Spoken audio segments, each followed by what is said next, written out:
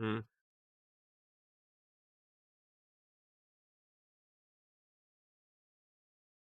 How easy would it be for me to do a clown stream?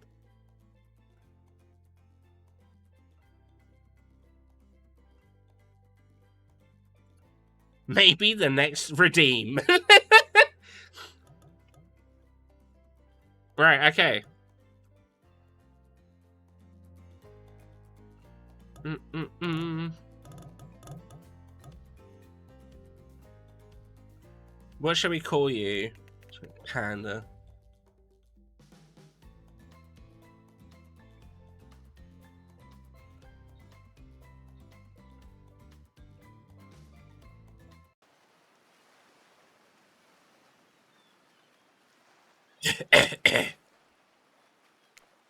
You wake up on the beach, soaking wet.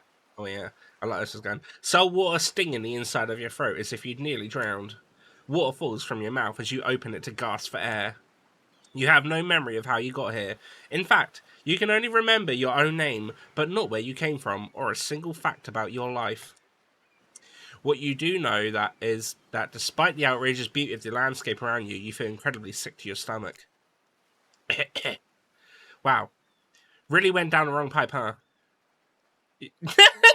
Thanks, Olby. You need a minute, or can I go on? You know what game I want to stream? That Date Everything when it comes out. Because I can give you a minute. We've got plenty of time. Endless time, really.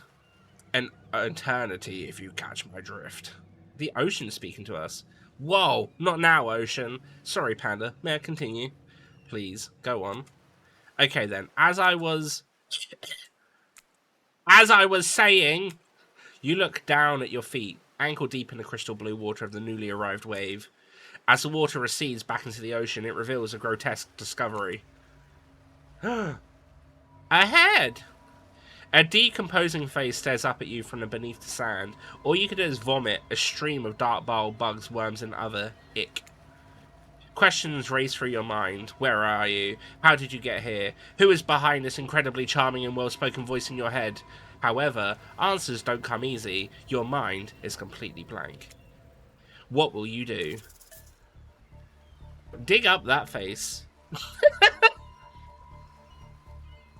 You brush the sand away from the half-buried human head embedded in the ground before you. There is no body, just his head. As you pick it up, flakes of skin fall to the ground. The jaw falls open, revealing a gold coin sitting on the rotting tongue of this poor dead soul. Getting your hands dirty, I see. I like that. You're a take charge type.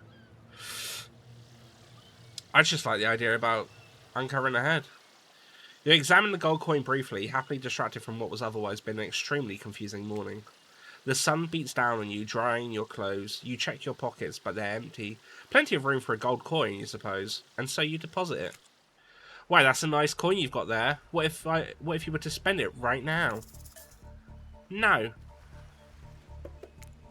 No thanks.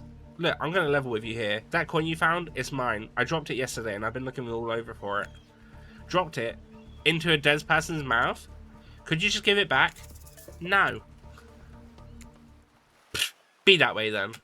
Your mind doesn't have a chance to linger any longer on your current situation as you feel something soft bump into your foot. A ball! I know what game you need to play. What game? When you look down, you find a volleyball sitting on the sand next to you. You stare down, frozen. A voice calls out from behind you. Only cans? What? Little help, please. You turn around and you see what's waiting for you. Your jaw is just about to hit the ground. It's the Huntress! And the Wraith. And the Spirit. And then Trapper. It's a Soding dating sim? Oh, okay. 4 gorgeous monsters stand halfway between you and a well-tended volleyball court. Each of them oozes with undead energy. I'll leave them oozing. Magical aura reaching out and penetrating you via your eyes. Your heart begins to race. Curiosity, fear, desire. You can't help but stare at these casually dressed, let's call them killers. I don't know, not to be judgmental, But that's just the energy they put out there. So many competing feelings rush through your mind at once that you're completely paralyzed. Hello? There are weird days, and then there's this. All you can do is look down at the ball and back up the monstrous lineup. Well, literal monsters. Sexy-ass monsters, though. When will the trapper trap me? What do you do? No, toss it back. You bend down and grab the ball. It's warm from sitting in the sand on this beautiful day.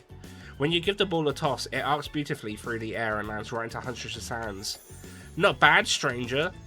Huntress muscles ripple as she grips it in her hand. You look her up and down and consider what it might be to be held tightly in those strong arms. Warm, perhaps, maybe a little sweaty, but that's okay. It's natural. Try hard much? Bleh. They're speaking directly to you, but you still can't bring yourself to reply. You're entranced.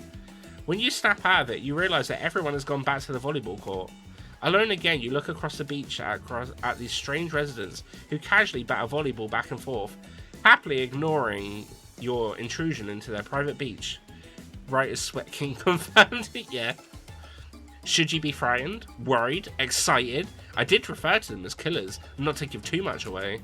But at the same time, damn, they are looking very appealing in their own way, and nobody as much as lifted a blood-soaked finger in your direction. Don't be scared, Panda. You were made for this. Well, geez, if the spooky ocean voice says not to be scared, I'm sure it's all going to work out. With no good reason not to, you decide to head over and see what happens next. Actually, maybe I should play it. You see me? I'm down. It seems like you've derailed the volleyball game just by showing up. You derailed the game just by showing up, nitwit. And I guess you're also a nitwit. Look, it's best just to go with what Trapper says when he says it. That's policy I hold for pretty much anyone who always seems to have a fresh blood on their hands. Hey, don't worry about it. It's all just a game. Existence, that is. Besides, you seem a lot more interesting than a silly game. So I brought the Spirit outfit because Spirit looks hot. So does Huntress, to be fair. But specifically Spirit. Besides, what's your deal? What brings you here? You mean they're here to do more than distract them from my total domination? That was Wraith. That sign means he was done with the game too. Either that, or he saw a butterfly or something. Look, I don't care why this slack-jawed moron is here. I just want to know, can I kill them or not? You know you can't. At least not yet.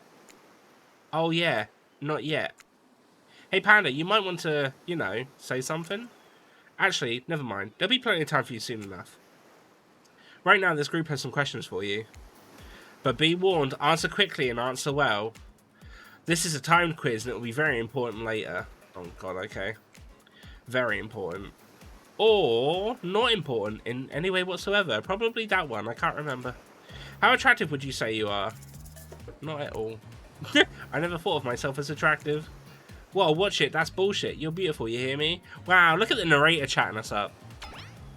If you could have any superpower, what would it be? Invisibility. Invincibility? Same. Although sometimes I think I already am. What was your best subject in school? History. History? Nice. It's important to know what came before so that we're not doomed to repeat humanity's mistakes. I mean, we will anyways, but still. What's your favourite animal? Cat. Definitely a cat. What? Why is everyone looking at me? You think just because I'm a typical cute goth girl, I have some specific love for all things cats? And more specifically, black cats? Well, I do, but you can all go to hell anyway. What's your favourite colour? Blood red. Some call it the colour of love, but that love is just another word for pain. What's your dream job? Not working at all. If we get to do what we really want, why work at all? It takes a lot of courage to break free from society's expectations to climb a ladder. Only she could spin laziness into some kind of grand crusade. These damned millennials. Best flavour of ice cream? Vanilla. My favourite is pain. Okay, Trapper, calm down. Also, why is he the only one where they're showing his feet? Vanilla. Look, I don't like chocolate ice cream, and horse flesh is not exactly something I ever want to have. So I'll take vanilla. Same here. Mine is vanilla, swirled with pain. I think mint chip is the greatest flavour ever conceived myself, but enough about ice cream, am I right? To be fair, I would prefer mint choc chip. Hold on a second, this reminds me, I am right. Always, it's a lesson you should pick up before we go much further. Do what I say if you want to survive. Pick mint choc. We're teaching lessons now, narrator. You rascal. Kill or be killed is a rule on the island, even with fever for faceless voices. I won't touch mint choc. That's fair enough. But I'm not really a fan of chocolate flavoured things most of the time. So I will most definitely pick anything other than chocolate. Tell me, what's the best flavour of ice cream? Mint chip. The best flavour is mint chip. So obedient. I think you're going to do just fine. Anywho, now that they know so much about you, I'm sure the group wants to start getting to know them. I'm Trapper. I'm pretty much run things around here. I'm the smartest, richest, strongest person on this whole island. I don't like losers. If you want to know what a loser is, say hello to Rafe. Hi, I'm Rafe. I'm nothing like everyone else. I like nice people and loathe big dumb idiots. Hey, what's up? I'm Spirit. I don't like most things. I don't really hate most things either. It's not worth my time, but the things I do really hate, you know. Based on my personal observations, life is nothing but suffering, and society has carefully calculated lie to keep everyone subservient to those in power. It's better to choose to just not take part. Jesus, like she was downright murdered by society. She hates it so much. Oh wait, I'm remembering Spirit's story now. That's almost exactly what happened. Hi, I'm Huntress. Don't let these bummers get you down. There's lots of fun to be had on the island, along with lots of love. Yes, there it is, if you know what I mean. Grow up. Grow a body. I've explained this 1,000 times. I'm dead, but I'm not a literal ghost. I just create a trail of fog. I'm not made of it. Whatever, fog body. That's not nice. He's not nice. You love it. Only sometimes. Ooh, really? That's disgusting. That's why she likes it. Don't speak for me. I also hate it. Stop speaking entirely, actually. For the first time ever, I agree with Rafe. Let's move on, otherwise I'll do this all day. Besides, if I know this crew, and I do, they'll definitely want to show off soon enough. If we're done playing, let's do something else instead. Wow, for once I actually agree with the meathead. I say we go to my yacht. It's a massive boat docked nearby. I'll give everyone a taste of true luxury and power. Rafe rolls his eyes. Don't mind me, it's just he hates fun and happiness. No, I hate the endless, desperate, soul-crushing pursuit of wealth. The way it's flaunted needlessly and cruelty it endangers. What about hanging out by the pool?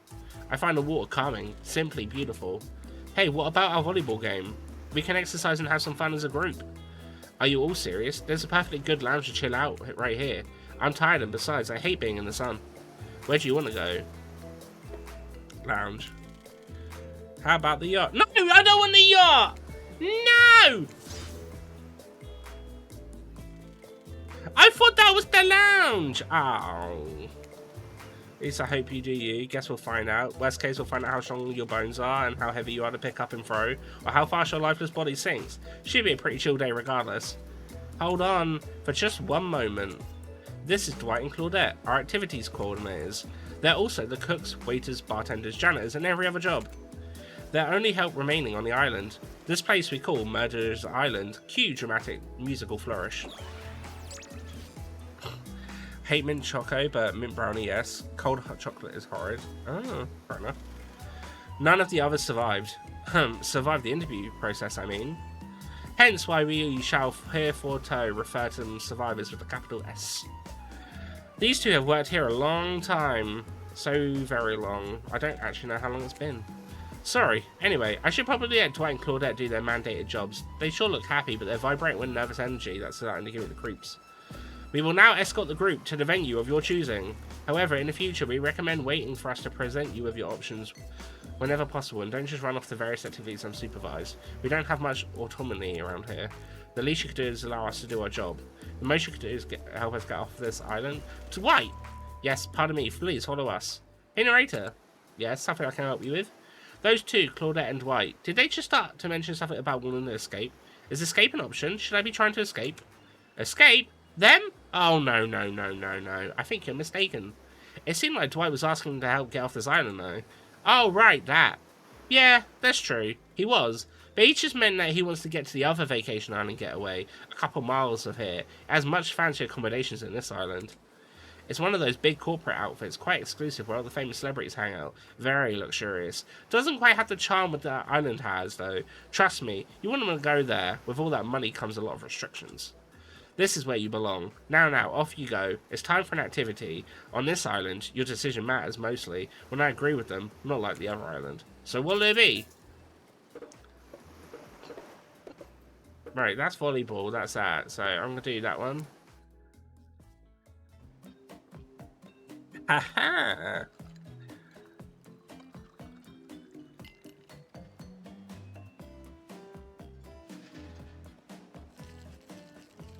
Finally!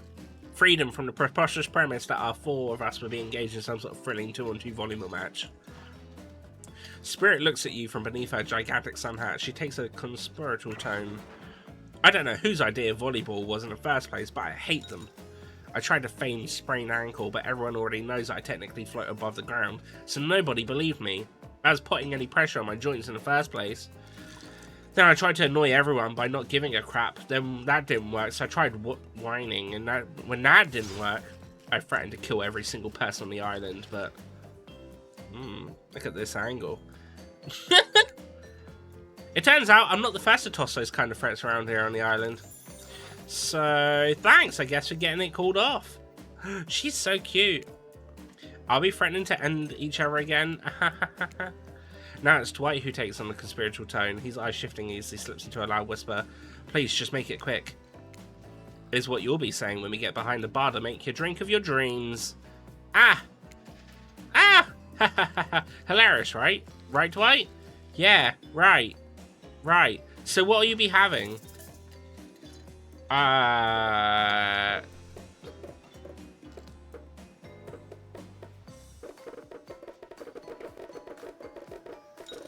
don't know what to have. I don't want... let's do a virgin daiquiri. Fuck it.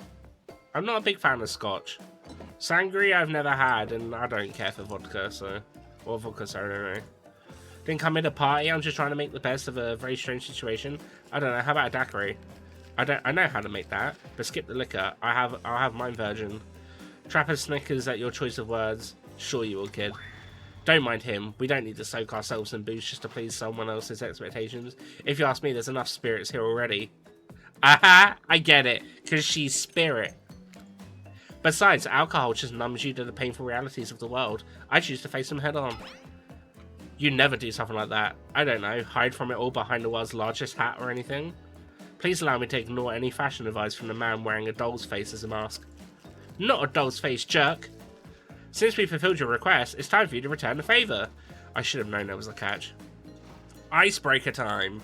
I swear had I known they pulled this kind of full, enthusiastic community building crap, I'd have suggested we attempt to walk to the lowest points of the ocean before I ever set foot near this bar. You don't think it could be kind of fun? A little fun? Never mind, I hate it, this sucks. But it could be fine. Or whatever you say. Has anyone seen my hat? I've literally never seen him in a hat. If we must make small talk, I'm at least picking a topic before we end up being forced to do some lame improv game that nerds learn at their non-sports after-school activities that I definitely never did because I'm no nerd. Okay, Spirit. Methinks a certain someone doth protest too much. Sitting here on this beautiful sunny afternoon, warm in the sand beneath my cool fog beneath my severed feet. The topic I choose is books, novels, comics, fiction or non. Reading is the only real escape from the inescapable horror of life, the escape into your own mind. A groan rolls through the crowd, not a lot of readers here I'd imagine based on the response. They were much more enthusiastic about drinking. Considering the situation we're in, it seems an appropriate time to ask you. Panda, what's your desert island book? The one book you bring with you if you are, well, on an island like this? Oh, and it has to be classic horror for reasons that should be obvious. She means this because it's an island of horror villains, and also those books were all in the public domain. Nothing too modern. Humanity has really gotten soft these past 100 years. So what's your favourite?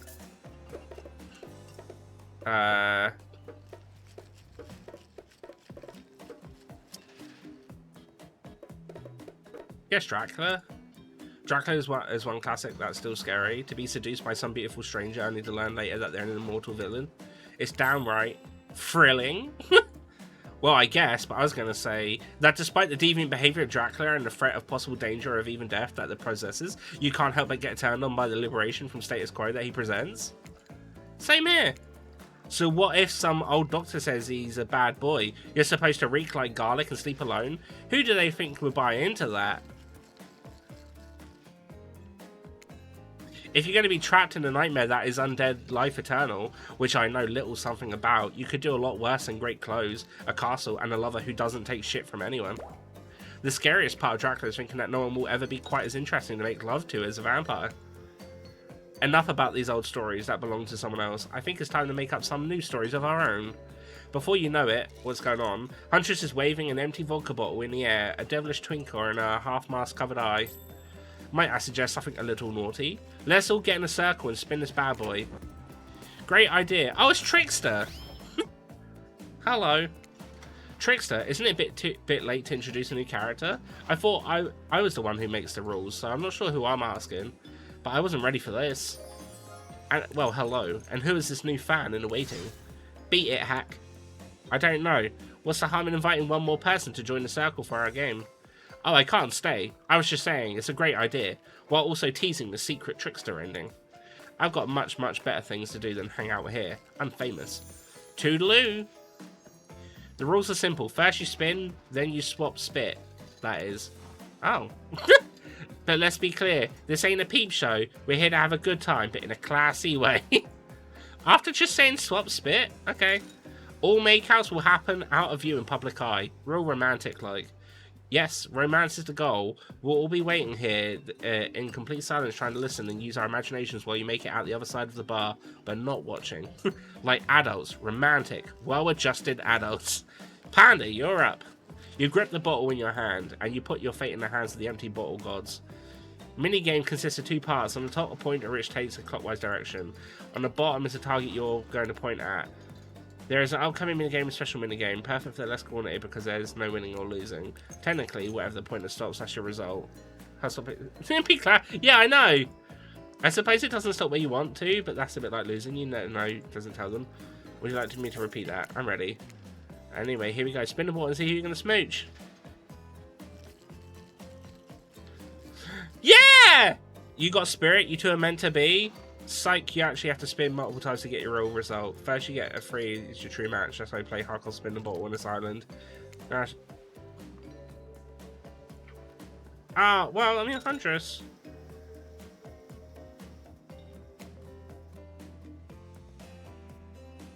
Spirit. Yes! Oh! Just this morning you were waking up on a strange beach surrounded by strangers with murderous intent. Now you're looking across a beach towel at Spirit, lust in her eyes, sweat glistening on her skin. There's a lot of mention of sweat, huh? Your heart races. You can feel your pulse pounding in your ears. Spirit takes you by the hand as you sit face to face at a private section at the bar. She begins to reach for you, putting her hands on your shoulders. You're sweating. Again! We should have a sweat counter, but not in the sexy way she is. You're sweating in the gross way you'd sweat at the interview for a job you're not even remotely qualified for. You don't know what to do. If you try and lock lips in this state, you might gross her out so completely that she'll never be able to look at you romantically again. Spirit, I have some bad news for you. I have something in my teeth, don't I? I think it might be seaweed. I have no idea how long I was in that ocean. No, well, maybe, but that's not what I was going to say. This is not happening. Not now. Maybe not ever. If they think I'm going to make out with some stranger just because a bottle told me to, they've got another thing coming. And so do you. Namely a katana. Into your heart. If you even try to make a move under such absurd circumstances. I wasn't gonna. Yeah, I know. You seem pretty harmless. And not at all bad to kiss. If I were interested, which I'm not at this moment in time. Are we going to tell them we kissed? We are. I'm not above lying to get what I want. So that thing about me not being bad to kiss, was that a lie to get me to play along?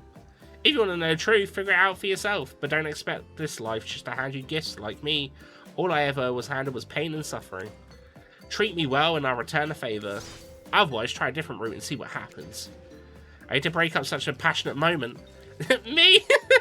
They were only assumed was that we only assumed was passionate because we never spy you constantly while you stay on the island. But dinner is being served right away, and we must insist that you join us. We wouldn't want anyone dying of starvation when there are so many more interesting things to die from. Okay.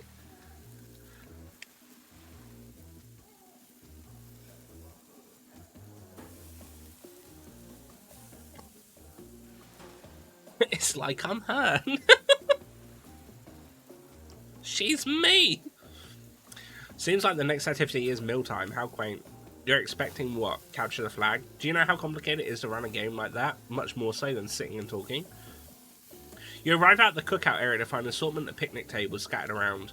What were you expecting? Some kind of grand hall with a huge banquet table? This ain't some prestigious fantasy epic like you find on cable. She's me! Dwight and Claudette usher you to your seat, but there's a very limited seating directly around you. And oh great, terrific. It seems that everyone wants to sit next to you. Even better, they don't want to sit next to a certain other people either. To start, no one wants to sit next to Trapper. Meanwhile, he refuses to sit next to Wraith or Trickster. Oh yeah, Trickster is here. Surprise? Yeah, well, they don't call him Expectedster. I'm sorry, even I got nervous around crowds of killers, and my whole shtick gets a little flustered. Hey there, you're looking good, Panda. Real good. And we literally can't let Huntress and Trapper sit together. No, seriously, their arms are too big. They can't fit at a table if they sit side by side. Look at this. We can't even fit everyone on the screen at the same time. You probably think it was an error, but it's not. It was completely unintentional. Oh, intentional. Let that be a lesson to you. Every error you think you see is a choice. Got that? Okay, Dwight and Claudette are directing traffic. You sit on one side, the rest of them will sit opposite you. Huntress and Trapper can sit at the ends with their enormous sexy arms. Now that everyone is seated, can we begin dinner? Tonight's meal was prepared slowly and carefully with both love and hate for 12 hours over a spit. We all hope you enjoy. We really, really hope you do. You didn't actually tell us what you're serving. What are we eating? It's meat, seasoned with a specific number of special herbs and spices that we simply can't divulge. My favourite! Meat is good. Meat is murder. Which you know, considering what you've been up to. Who are you to get judgy now? I'm just sharing. Facts. You need to murder something to eat its meat, so that's like technically true. Technically true is the best kind of true. Okay, enough yapping, let's eat. Hey Panda, you thinking what I'm thinking? It's going to be a person on that spit, right? Or several parts of overlapping people, perhaps. I haven't seen many pigs wearing palm tree button-down prints, you know. When you look closely at the spit, you spot what definitely appears to be scraps of fabric sandwiched between some layers of meat. I think I might be sick. Is there anything else to eat? This took 12 hours. And we do literally everything on this island. Actually, there's one thing you're not doing today. You're not carving up this delectable meat. Wow, he's right for a change. Because I am with my broad axe. It's the perfect tool for easily chopping anything in twain. First, who says twain? Sometimes I swear it's like we're all completely different historical eras. Second, I'll handle this with my cleaver. Fast, powerful, and clean. At least it's clean when the meat is cooked, no blood. You two and your ridiculous bicep swinging test. Enough, grow up. Obviously, my gorgeous katana is the only option, obviously. The hell it is. Okay, I'll show you both my katana and send you to actual hell if you'd like. Please stop. I hate when we fight, or talk, or whenever we look at each other in the eye. I can do it. I have the skull of Azeroth. Great, instead of slicing it up, you can club it with a second death.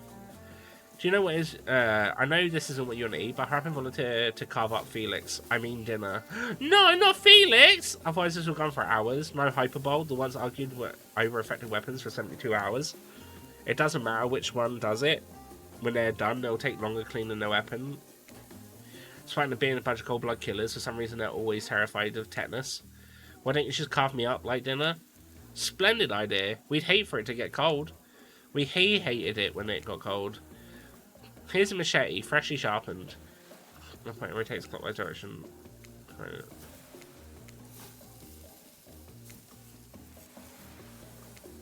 Okay.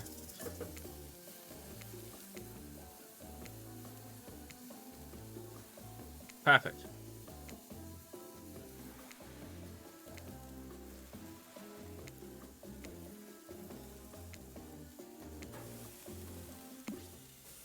Okay, at least you tried. A little. Sometimes trying takes a lot of effort.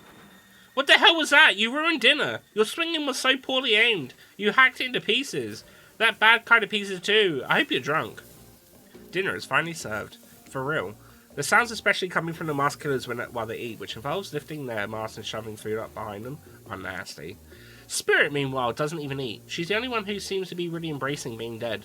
They're all dead, right? This is obviously hell, I mean. Come on, we're still trying to be mysterious here. You think mystery comes easy? Claudette and Dwight aren't the only ones who've been working their asses off to make their night perfect. Well, at least they're lifting their masks. This is only 99% as disgusting as it could be if they just tried to mash their stuff through there. Spirit, why aren't you hungry? The two best things about being dead is not having to eat. That's only one thing. Think about it, Panda. Number 2 is no number 2. One less thing to think about for the afterlife. Damn, she's smart. Even if I wanted to eat, I have no idea what would actually follow. You might have noticed, but I'm mostly just a bunch of dismembered body parts floating in spectral form. Do you see how deep this cut of my abdomen is? I don't think my digestive tract connects anymore. Between the food and the behaviour of the group, this might be the worst meal in history. But even worse is they're staring at you. You're not eating. They don't like that. I think they want an explanation why. Why don't you tell them? Look at that seagull! Wow, you ever see a seagull that big? I haven't. That's incredible. Anyway, what are we talking about? Lame misdirect. Yeah, she's right, Panda. Pretty lame. Own who you are. Never compromise. Didn't you wash up on this island with no memory of who you are and how you got here? Yes, you did, you poor thing. You have no idea the last time you ate a real meal, and you've been standing in the sun. But the seagull... Uh-oh, he's just made a lot of good points. I swear, you're beginning to feel lightheaded. It waved at me. Maybe you need to eat to survive here. Either that or someone poisoned you. No, wait, you haven't eaten, so you can't be poisoned. Whatever the answer, you're clearly about to pass out. Oh, hey, it's me again. Your friend, mentor, and guide, narrator to the narrator, the ocean. Not sure how I feel about that characterization, but I'll allow it. I brought you here, and I might be the only one who can help you now. There's only one thing you must do to survive. You have to figure out who you really are. No one can tell you, not unless you follow the right path, or at least a right path. There's too many of those to count. Hopefully, you pick at least one of them. Because there are even more wrong paths. Many of them lead to your demise, others lead to something even worse. Starting scenes over and having to fast forward back to where you were, am I right? For this place holds many secrets, even from itself, but the one that truly matters can only be learned if you answer the most important question. Why are you here? Why are you here? Answer that and you'll learn the truth, the ultimate truth. Vague, mysterious, I've got to give it up to this ocean character. That's some quality early game storytelling. Hold on, I'm back. One more specific piece of advice. You've made many choices by now. Some of them I liked, some of them I did not. It's in your best interest to make more choices that I like. Oh. You wake up to find Spirit holding your limp body, gingerly pouring cold water into your mouth. Don't you just love the notion at night? I do. Spirit, stop. Stop. Staring out over the vast darkness of the ocean really validates the feelings inside me that we're all truly insignificant and the only thing worth pursuing is revenge. I have to wonder, how could anyone believe anything else? You look out into the darkness of night and ponder her question. Well, it's a simple question. How could they? How could anyone not feel small and alone in the face of such massive nothingness? You've always been alone. Maybe it's Spirit's words, maybe it's the ocean, or maybe it has always been this way, but you suddenly feel connected to Spirit's words. I may not remember much about my life before, but there's one thing I know to be true. I've always been alone. And I always will be alone. Spirit has turned from looking at the ocean as looking directly at you now. It's a funny idea, isn't it? Being alone. Together? It's the best we can hope for. Maybe. Or maybe it's too much to hope for. Maybe it's impossible. To pretend we know nothing, is that just our arrogance? I was so dumb, so busy trying to please everyone, to be the perfect student, the perfect employee, the perfect daughter. I didn't take care of myself, and now I'm all I've got. Worst of all, I got distracted from my true purpose, my destiny, the purpose that was sitting inside me my whole life. Okay, so this might sound a little silly, but Spirit looks around to see if there's anyone else on the beach. When she's convinced that only it's you two, she continues. There's a dragon that lives inside me. I've always known, but I tried to ignore it. When I couldn't ignore it, I tried to push it down. I'm so stupid. You're not stupid. That sounds badass. Right? But I didn't let it out, and then chop chop. And now that dragon is pretty much a one-track revenge beast. But enough about me. What's inside of you, stranger? Nothing but darkness. I'd have to kill a dragon. Maybe not the best choice of words. I mean, a dragon sounds awesome, honestly, though. I don't feel like I've got anything inside me at all. Just darkness. Never-ending darkness. And here I thought Spirit was the biggest goth on the island until you arrived. Perhaps I could light a torch and search through that darkness. You later, hopefully. Yeah. I don't know. I kind of thought a bit of Spirit in me later. Just as things are really heating up, you hear a flurry of footsteps behind you and quickly spin around, ready to fend off whatever new danger has popped up on the strange island. Only to find out it's Dwight and Claudette sprinting across the beach. I said spitting. Clipboards in hand, they're waving their in the air above their heads. It's very important that we stick to the itinerary and attend all the schedule. Oh, wait, my hair's getting everywhere. Events are scheduled. Playing sick for cute flirt points was not a part of this evening's activities. That's strictly slotted in for after campfire story time, and at this rate we'll be late. Playing sick? No, I was. No time for excuses. Well, there is, but that's scheduled for after what comes after the flirting. Go, go, go, go, go! Once everyone has gathered at the fire pit, Dwight and Claudette quickly make an announcement. We're not going to blame anyone in particular, but someone, and we're not going to say who, so don't worry, you hasn't been sticking to the schedule. That means that we're behind on time for evening activities. And we'll have time for one person to share their special spooky story time, nighttime story. Just one story, but story time is my favourite activity. This is a narrative-heavy experience. You're telling us that only one person gets to share? How will we decide who? Oh great, we have to decide as a group? That never goes well. Whoever did this, step up now. I swear I won't be angry. I'll merely chop your head clean off. No fuss, no muss. Voice trembling, you realise this is probably it for you, but you embrace your fate. Sorry everyone, I think they're talking about me. To be honest, I still don't understand how this whole schedule thing works. I guess I lost track of time while I passed out. Been there before, even though it's taking some time, taking some pressure off me, which is an absolute dream come true. Is it really fair to pick on a newbie? Seriously, has anything here ever happened on schedule, even once? Damn it, Donald, if you try to flex that authority gimmick one more time, so help me, I'll snap your head so quick, and then I'll drown you in your blown blood. Cynthia, fuss and muss are back on. You two know I love to hack, slash, and slice. We all know you love to kill. It's almost all you talk about. Yeah, it's fucking showing cheek here. For Huntress, look at that. Nobody named any names. Who even knows any names? Not us. I renounce my name. Who's Donald? Who's Dwight? Who even knows anymore? Call me nobody. But we still got to start on story time, so... Panda, who do you think should go? Ah, damn it, that's a name. Please pick somebody so a tropical vacation doesn't turn into a bloodbath. I choose you, Spirit. There are $6 burritos for today. Can you get some for me? Well, this entire experience has been carefully crafted to avoid an IP infringement lawsuit. Let's be careful with the catchphrases, will you? Really? You want to hear from me? Spirit Hudson dramatically rolls her eyes as she gets onto her feet in front of everyone. Don't let her talk you out of it. She's great with ghost stories. I don't know where she gets it, but she comes up with the scariest stuff. Seriously disturbing, even to me. And I literally pulled a gold sky and spine out with my bare hands. Talk about bullshit stories. If everyone else is going to chit-chat, I guess I can just sit down and... I need to wear costume now. You can wear me. Huntress' eyes go red behind her mask, and both Trapper and Rafe take their seat. They know when it's worth fighting and when it's not. Well, hate to break it to you, but tonight's story isn't scary. It's a romance. Too late now, though. I was selected, and so I'm going to tell my story. I call it The Prisoner's Kiss. You notice that Huntress and Rafe are both sharing a giant tub of popcorn. Nobody offered you popcorn. It was a dark summer night. Warm rain seeped from the sky like blood from an old wound.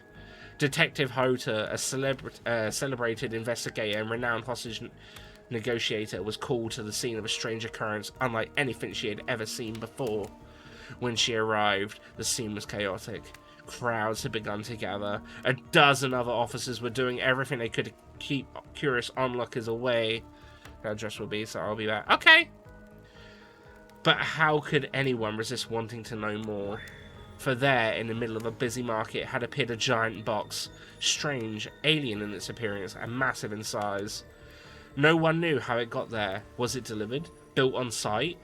It's such a busy area. How could something like that just appear? A mystery, as if it was conjured by magic.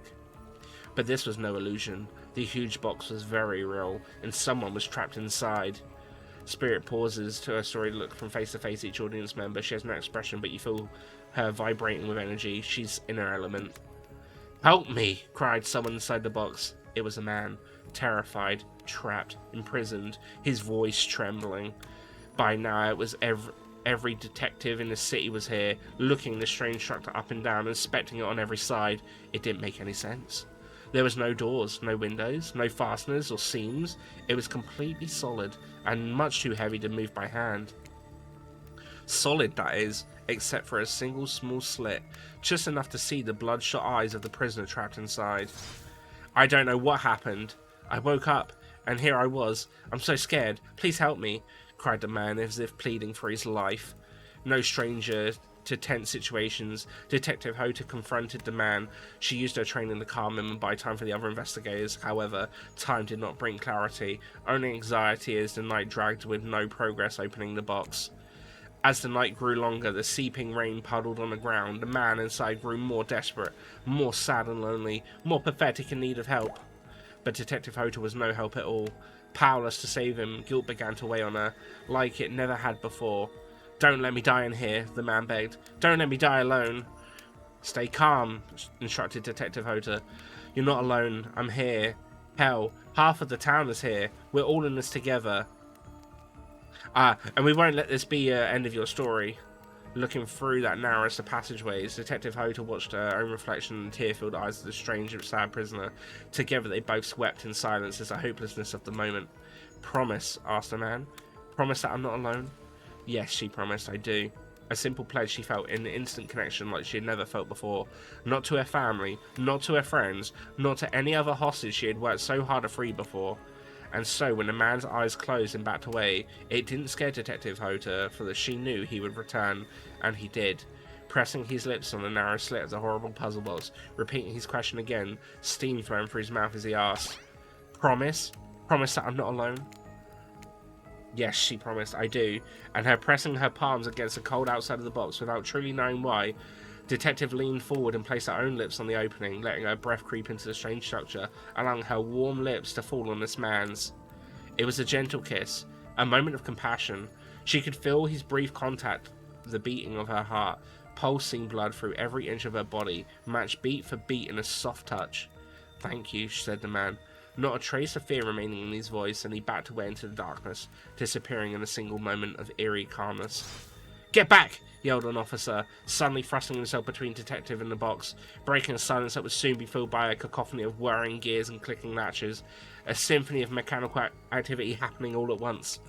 Something had triggered, as if an unseen lever pulled, and the side of a giant box began to slide open. Detective gripped her flashlight tightly and pushed it towards into the foggy interior of the giant box. Her feet splashed in the puddle rainwater, her heart racing as she swept the light from side to side. And that's when her eyes landed on the man, or at least landed on what should have been him. There in the corner of the box was a pile of pieces, like parts of a doll, almost pulled apart, or perhaps that's just how Detective had to think of him in that moment to survive. A collection of segments, limbs, pieces disconnected from one another, cleanly severed and placed in a neat little pile. And atop that pile, a head, cold, pale, eyes open, lips an icy blue. Spirit stares at the fire, her own expression lifeless, her lips blue, tears falling from her chin and soak into the sand of her feet. You're blown away by the story, and it's safe to say that you're not alone. Everyone else is looking at the fire up to the sky, anywhere but at Spirit. It was you who chose her, you who initiated this harrowing tale. So sad, so creepy, so sensual. She really went into great detail when it came to describing that kiss. Too much detail, and now no one is sure how to act. Dwight and Claudette are staring daggers at you. You have to do something. This game was supposed to be a light-hearted romp. Please, I said do something. Hug her. You stand without saying anything, approach Spirit, reaching your arms around her for a hug. Her robe howling in the air begins to wrap itself around you and squeezes you into her. It's kind of like being hugged back, but also like being tied up. It's certainly not what you expected. Instantly, you pull yourself away, but it's an awkward moment and you nearly fall over into the fire. Spirit says nothing and floats away without so much as a goodbye. You, meanwhile, realise everyone has just watched this truly strange interaction from the corners of their eyes. On that note, everyone decides it's time to take a break and split up for a little bit so that they can all have a moment alone before bed. Everyone leaves and you're alone by the fire. The only thing you hear is an ocean slowly lapping against the shore. This is nice. A true moment of peace and tranquility that lasts for all 7 seconds because Trickster shows up and is blaring his latest song. Hey baby, you look lonely, mind if I join you? He doesn't wait for an answer. I know you've been hearing from these guppies all day, but I want to hear something from a big fish like me, something special those in charge of this island don't want you to hear. I'm the ultimate catch on this island, the only lobster in an ocean of sardines. No one can give you what I can. You just have to find me. Come find me, baby. Trickster leaves. You're a bit confused about what to make of those cryptic clues, but you aren't going to get any time to yourself to think about them just yet. Spirit approaches you.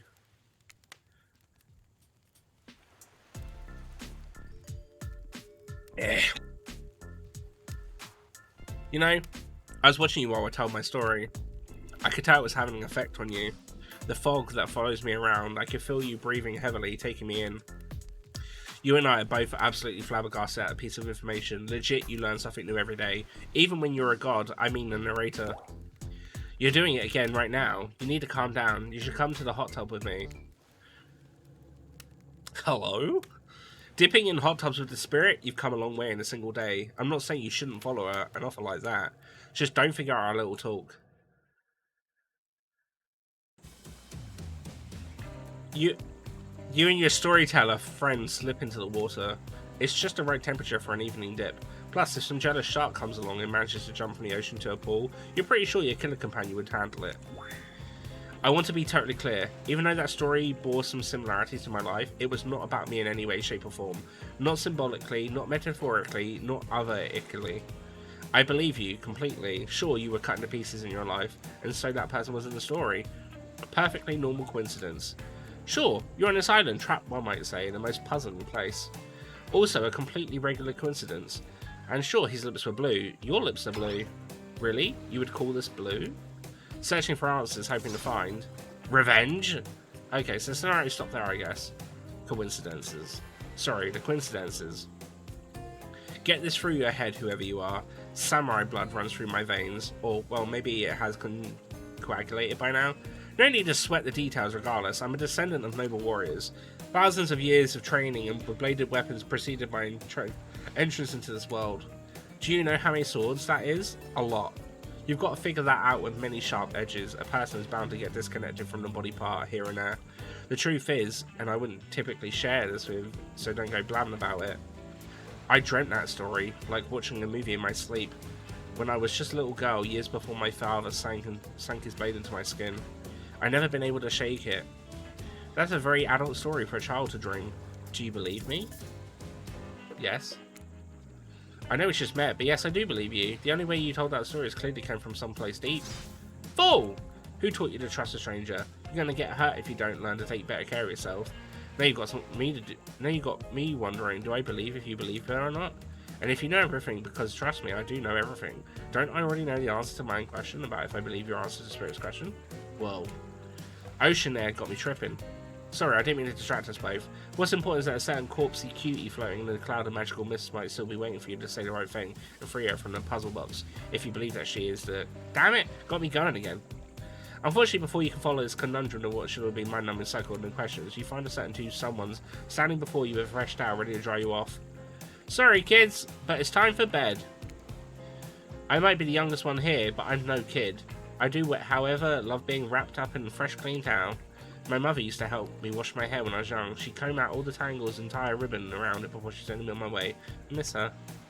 You watch Spirit stare off into the distance, her hand gripping into a tight fist. She doesn't notice you're watching her at first. When she catches you, look as she turns away, roughly grabs a towel from Dwight and then pushes him and Claudette aside as she floats off. Oh. You head over to the campfire. The heat is comforting at this chilly night. Looking into the crackling embers, you think about Spirit's story about the prisoner in the puzzle box. If you manage to escape this place, will you leave with your life, or has it already been taken from you and it's just a matter of time until you make gruesome discovery? Before you can dwell too much on your fate, Claudette and Dwight arrive. Their new familiar creepy smiles stretching from the ear to ear, a bit menacing to see a smile like that lit by firelight. We must apologise for the accommodations. We weren't prepared for another guest, but we're going to make you comfortable or die trying. They hand a pillow and a blanket and welcome you to snuggle up by the fire. Perhaps some music will put you at ease. Just try to keep the volume to a minimum. Our other guests aren't the type you'll want to rob their beauty sleep. Ready? Here we go. Examiner decided to manage the jar to fix it.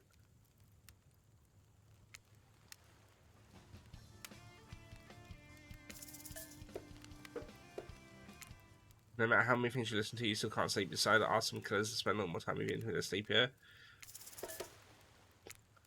Spirit, are you around? I was wondering if I could get a little company.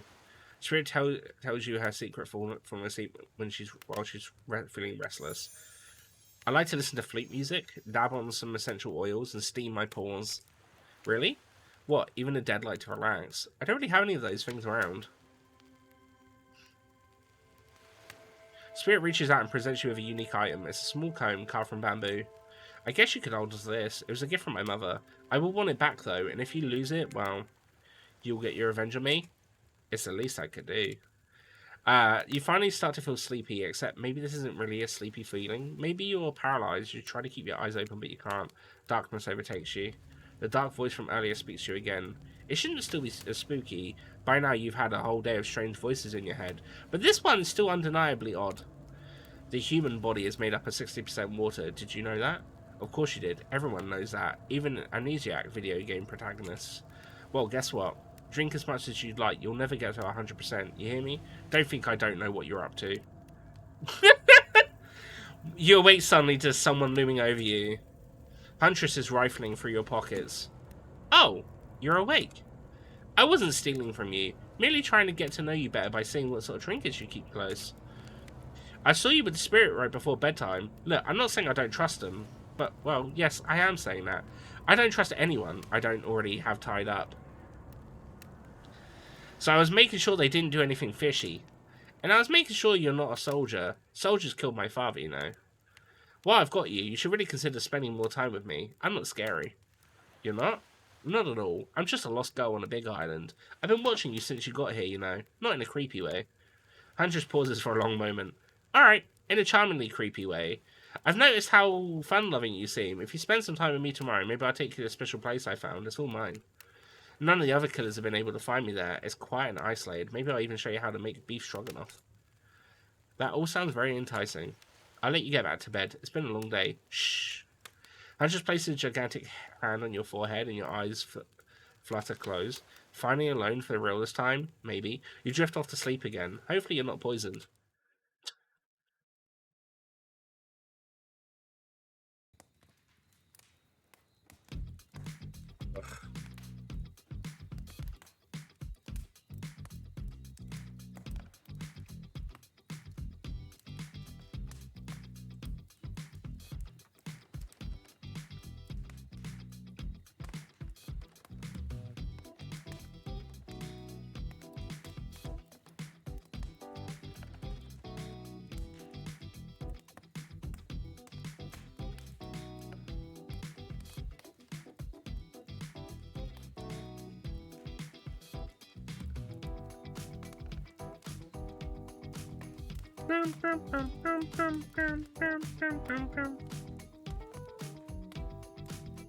Wait a second, where are we? This isn't... Oh, geez, it's one of those reality shows, confessional rooms, where the contestants talk directly to camera. Look, I don't need anyone. I've been perfectly fine on my own since my mother died. I eat an organic diet of raw deer, bear, and human, and I'm fit as for fiddle. That being said, something about this newcomer makes me think that I might be missing out on some huge part of this thing called life. There's always time to turn things around, like that one time I spent day and night searching for food in vain. I only returned to my cabin, spent and starving, to find a family of squirrels nesting in my chimney. They were delicious. Oh. This is weird. I don't care enough to kill this person, but if anyone else wants to, I don't care enough to stop them. Might I just have to kill Dwight to feel anything again? I'm not really sure how to feel about Panda. On one hand, everyone I've ever cared about has met an awful fate, so it's probably good for Panda if they just keep ignoring me. On the other hand, there's something about them that maybe could work out for my plan, for me. I know that everyone thinks me is a beautiful, cold-blooded monster. I can't help it. Circulation just isn't my thing. I don't choose to be cold. This cute hat and robe, okay? Those are a choice, sure. If someone were to come around and capture my heart, at least that beats being stabbed in it. Besides, if I'm going to get bloody revenge on society that's used me and thrown me away, maybe it wouldn't hurt to have a little help.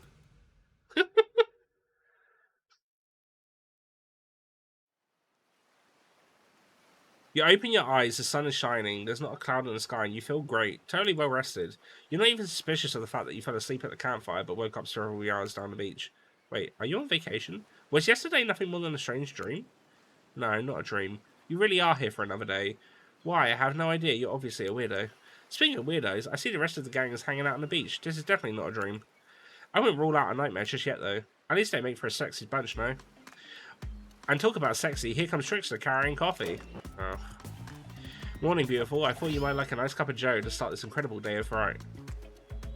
That doesn't look good. Trickster seems suspiciously cheerful. I'm sure there's nothing nefarious behind his joyful demeanor, though. Everyone knows musicians are morning people. I also want to wish you luck. Today's an important one. My only regret is that I won't be a bigger part of it. Budgeting issue. Also, I'm just swamped with engagements, especially on the other island. Trickster winks at you. If you want to ask him how to reach the other island now... never mind, he left. Well, at least he brought you a cup of... No, wait, don't drink that. What the hell was that? They don't call him Trickster because he's good on a skateboard. And he definitely didn't get the name because he brings people drinks so they can have a good morning. That was almost certainly not coffee, and don't want anyone casually poisoning, imprisoning, or torturing you yet. This is supposed to be a tropical paradise, the type of place you give a 5 out of 5, 10 out of 10, 2 thumbs up review, not an eternal prison of pain. And please make sure you leave a review, it really helps with the algorithms. Just trust me, I'm looking out for you. So can we please move on? Hey, wait a second. How do you possibly omniscient, possibly unreliable narrator physically just knock that coffee out of your hand? This is not Parliament, and the floor does not recognise the ocean to speak out of turn at this moment. I need no recognition, for I am the ocean. I dominate all land. I submerge those who defy me and become their watery grave. Actually, speaking of graves, I would like to say something of grave importance. Fine, go ahead. Even if this place is an eternal prison of pain, and I'm not saying it is, even a place of extreme horror can still receive a 5 out of 5, 10 out of 10 thumbs up review if it was crafted with love and that of the type of thing you're into. You know, the ocean is right. A lot of hard work goes into a place like this.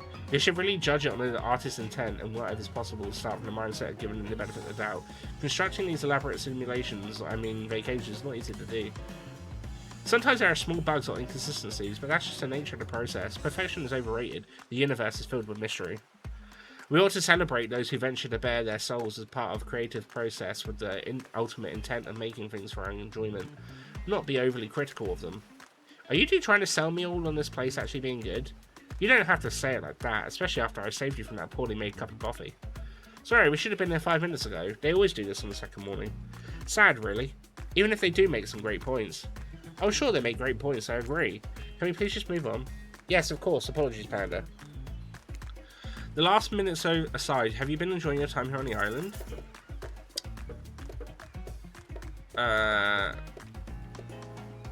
Yes, I'm not suspicious there's no option.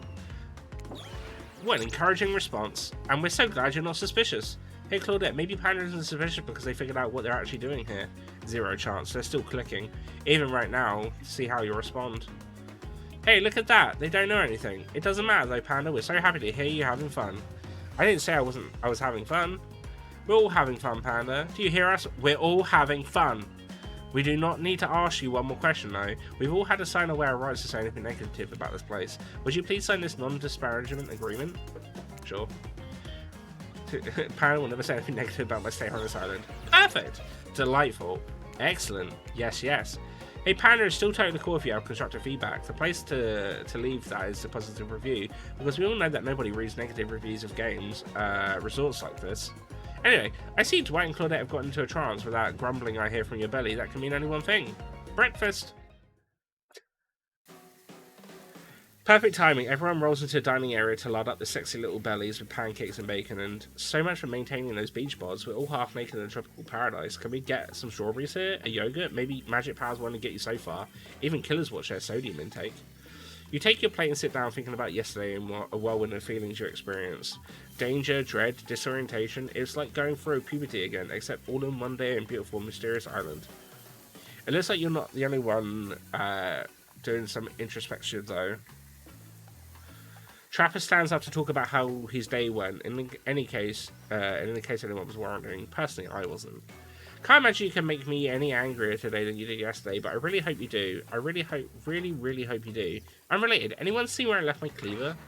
Haha, just kidding. I always know where my cleaver is. Well, that was bizarre. Back to your Nope. Now Huntress steps up to talk about her feelings. This island is treacherous. I don't know the newcomer thinks that they're doing here, but it certainly isn't helping any of us. Well, Huntress pretends to be all independent, but is secretly kind of miffed that you and her aren't getting along. Ah, well, that surely must be it. No one else would weirdly stand up during breakfast too. And just like that, here comes Spirit. Something's not right. Does anyone feel it's cold last night? Not the technically dead sense, but I don't know, some other sense. It's like for the first time in a long time I felt the sun yesterday, and then it went away. I didn't like it. Guessing Rafe has had enough time to work up courage to speak in front of the goop. Perfect, there he is. Take us home, Rafe. I'm glad the introduction to Panda to our island paradise, and yeah, that was in quotations, didn't distract me from a normal routine, ignoring all of you, vice versa. The place is internal prison for suspicion and suffering, and no one cares. I'm still the only one asking any questions. I'm asking questions too. When will Rafe shut up?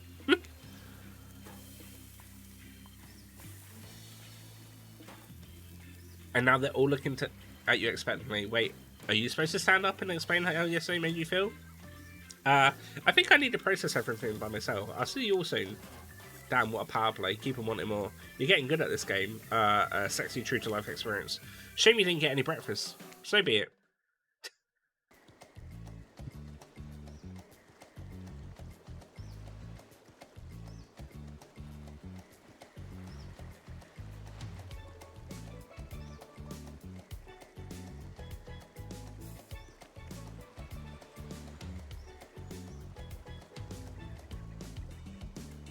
Bam, bam, bam. I keep nodding off. Is my reading putting you off, Obby? Is it putting you to sleep?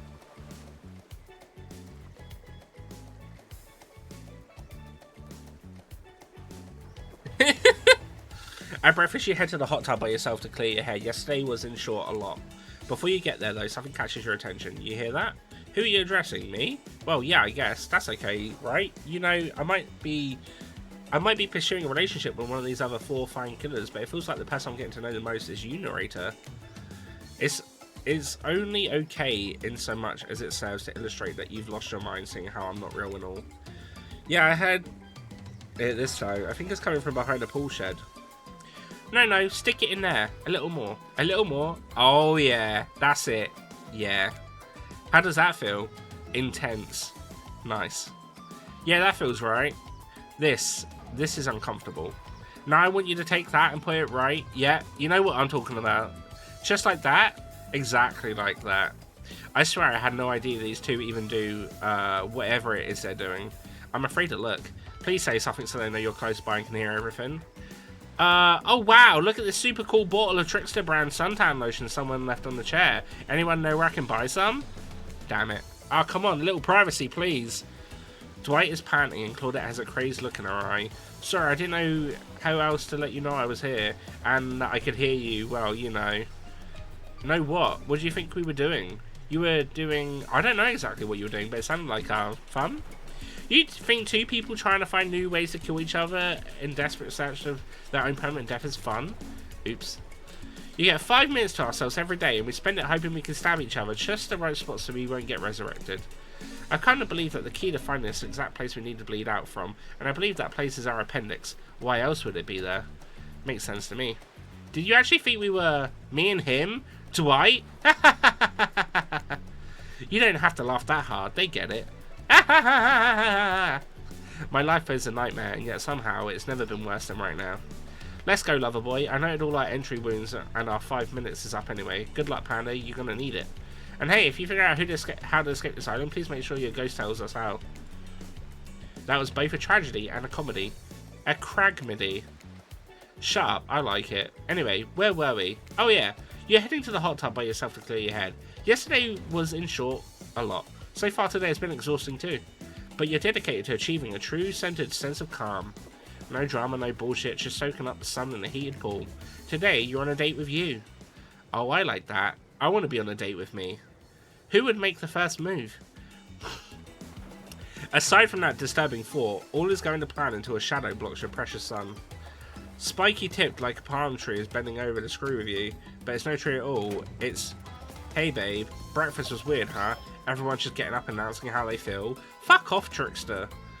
What's that about? Some kind of forced check-in with a group? I don't like it. Fishy, kinda lazy.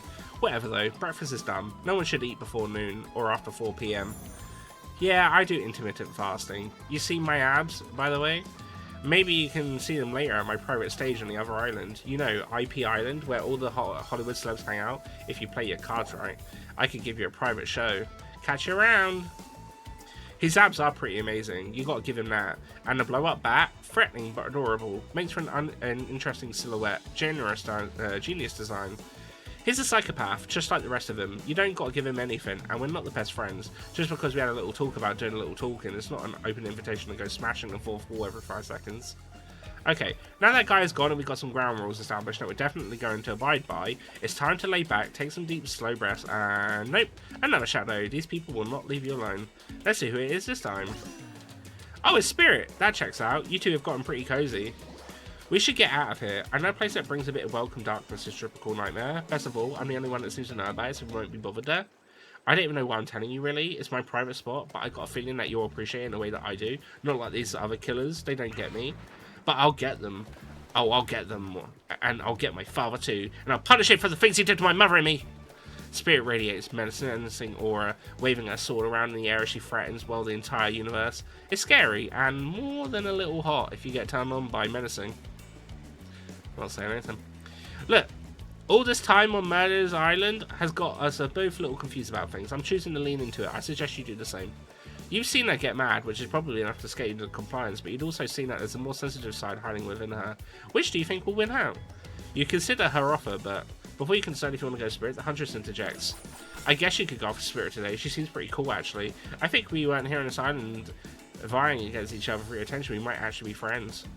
We might have something though, you and I. I couldn't let you go off to a Goth lighthouse without speaking up first. Yeah, I know, a secret spot. I see everything through the holes in this adorable mask. So my offer stands. We can still hang out today. Plenty of room in my cabin, wink wink. It's pretty cute that Huntress thinks she has to say wink wink out loud. The mask barely even hides their face. Tough choice. You weigh your option quickly because you can only go on one date today, and you also don't want to be hacked to pieces by saying the wrong thing. So it's good to remember that these are all cold-blooded killers, but you know what they say, when life gives you lemons, you make lemonade. And then die a horrible, retching, writhing death after drinking it because the lemons were poisoned all along. Sorry, this island has really gotten me tilted. So who will it be? I gotta go with Spirit. You've made the correct decision, but know this, just because you picked me doesn't mean I'm going to slobber all over you like a dog, understand? Well, of course you've still got a lot to prove to me. I want to believe that our connection is real, but I've been hurt before, literally with a katana. A katana that I now wield in spectral form, you feel me? Because you will feel me if you try and either that macho trapper crap. Yeah, I feel you. Before you ask Claudette and Dwight to clarify, I'll just let you know that, yes, it's too late to change your answer now. I don't want to change my answer anyway.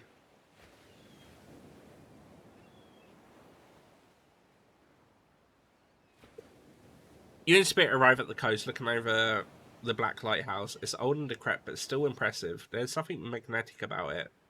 You can see why Spirit would be drawn to such a place. You look Spirit up and down and notice that she's wearing all black, just like the lighthouse. I'm noticing a bit of a theme. Is black your favourite colour? Black isn't really a colour at all. It's the absence of colour. It's a void. Like me. Spirit smiles. Nature harbours a vacuum. You're not sure if that's a good thing or a bad thing. The lapping waves of a shore of the coast set a romantic tone. The fog that surrounds Spirit everywhere as she goes blends perfectly with the mist rolling up with the rocky shoreline. She's at one with this place, and so are you. The peace doesn't last long, however, as the lighthouse lets out an eerie howl, like a monster dying as spiraling black light stretches across the sky. Spirit has to yell at you just to be heard. Oh yeah! It does that! The light and sound recede and the two of you sit in silence. Spirit lays on the towel and then pats on it gently. Clearly she wants your company, so you oblige. When you do, she takes out some sunscreen and hands it to you.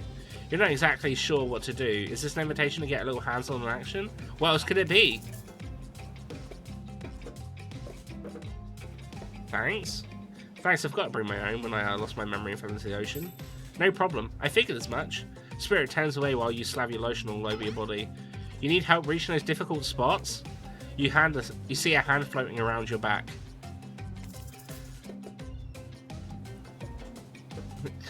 Gulp. You swallow hard trying to make room in your throat for the words come but nothing does. You're embarrassed enough to decide that you live what you've got. Suit yourself. You watch your spirit apply sunscreen to herself in the most unique way by floating her own hand around her back to spread it on.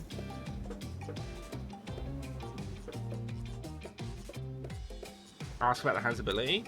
The fact that your hands just float around you like that, you can reach things way easier than I can, almost like you're some kind of superhero. I'm glad you get a kick out of it, but floating severed limbs isn't exactly a type of superpower you think to wish for as a kid. I'd much rather be able to read minds. Maybe then I'd understand why some people act the way they do. Heather, you're actually jealous. Didn't mean to hurt your feelings, I'm honestly jealous. Maybe you should lighten up. Shit! You know what? I've just got a cure for jealousy. This could call you in no time at all. I show exactly what it feels to be me. She takes out a guitar, slices it to pieces. Whoops! Whoopsie daisy! Okay, yeah.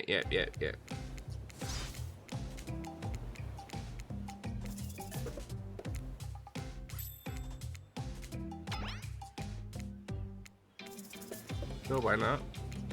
Andrew about is cold, but she has soft touch. When she's done, she takes care of herself. Ask about the shards of glass sticking out from her. So if you don't mind, what's the deal with the shards of glass sticking out from all over your body? You really want to know? You're not creeped out by them? You're not creeped out, just nervous because you know the answer might be very personal, but she's a person you want to get to know. I was thinking about what you must have gone through to end up like that. It'd have to have been terrible. It was worse than death. At least death ends eventually. But I wouldn't want to forget. It literally made me who I am right now. Truth is, I could pull these bits of glass that are stuck to my flesh right out if I wanted to, but I don't want to. Each shard is a reminder of what my father did to me and what the world did to him. That's why I refuse to play the universe's game. I hate the idea that I'll be forced to succumb to pressure the way he did in the end. The way that fear and anger filled him up and came bursting out. The way his misery flooded our home and drowned us all. Yeesh. It's hard to not to think about revenge. The dragon inside me is doing to me what the world did to him. I have to fight it, even though it gives me strength. I must maintain control. You're stronger than he ever was, I'm sure of it. I appreciate that, Panda. I suppose a little help isn't a bad thing in life and love. The world is a lot to endure alone. Maybe I could use a little assistant reaching my delicate toes for a bit of lotion. You know, having your body contorted to these vengeful poses, it really does a number on you at my joints. It rubs the lotion on its skin. Oh my god! Perfect.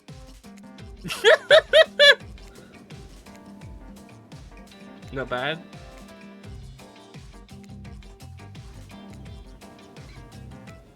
Well, I suppose the lotion made it where it's supposed to be going eventually.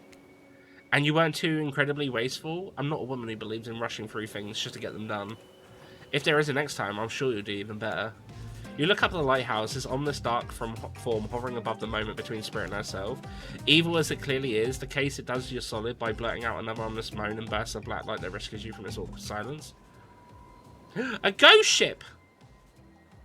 For seemingly out of nowhere, an ancient-looking ship appears in the water. It glows, itself a thing of death, a spirit of a ship that once sailed these seas centuries ago. A tattered black flag where the ocean air above the ship is as it careens towards the shore. Before crashing onto the rocks, it must have been drawn by the lighthouse. You hear the distant shouting of sailors as the old wooden ghost ship breaks and sinks into the water. Oh right, it does that sometimes too. Should we do something? Nah, the sharks will take care of it. Within a minute, the ocean is quiet again except for the waves. Note to self, hungry sharks. But these time-travelling pirates, or whoever they are, you're half sure you saw one of those golden crossbone flags. Aren't those the only ones drawn here today? It's Rafe! He has emerged from the palm trees behind you. I didn't come here to break up your date or something. I came here for that. Rafe points to the lighthouse. It's indifferent to his attention. I've been seeing it in my dreams, shining its strange light on me. I can't avoid it though. Woods and walls, though nothing seems to start reaching me out. Is it a haunted lighthouse? It does that to everyone at some point. You're no more special than me, those dead pirates, or that mermaid I saw washed up on the shore that one time. Ew. Mermaids, by the way, aren't even close to as beautiful as in person are they in the movies. More sea witch than underwater princess, if you get my drift. A witch! It's all part of the vast conspiracy, an epic river of lies that run beneath the island or something. I'm pretty sure I figured it out, the basics anyhow. You can get cut. Spirit waves a katana, nearly trimming a couple of buttons of Wraith's tropical shirt as he takes a hint and backs away a few steps slowly. For the quiet guy, he never really shuts up. Okay, be that way, you'll see. Alone at last, tension broken, definitely moans quiet, and Wraith banished back to wherever he hangs out. You scooch closer to Spirit, breathing in the deep, foggy air that seems to emanate from her. It's not quite clear how the whole fog thing works, but you don't even care, you're feeling this moment. Spirit seems to be feeling it too. She starts to adjust her robe, and you get a peek at the bathing suit beneath. For someone who seems intent on proving how little she cares about whatever everyone else thinks, she puts a lot of work into getting into that suit. It's got straps for days. However, you're so focused on what's happening with Spirit, you don't see the next interruption coming.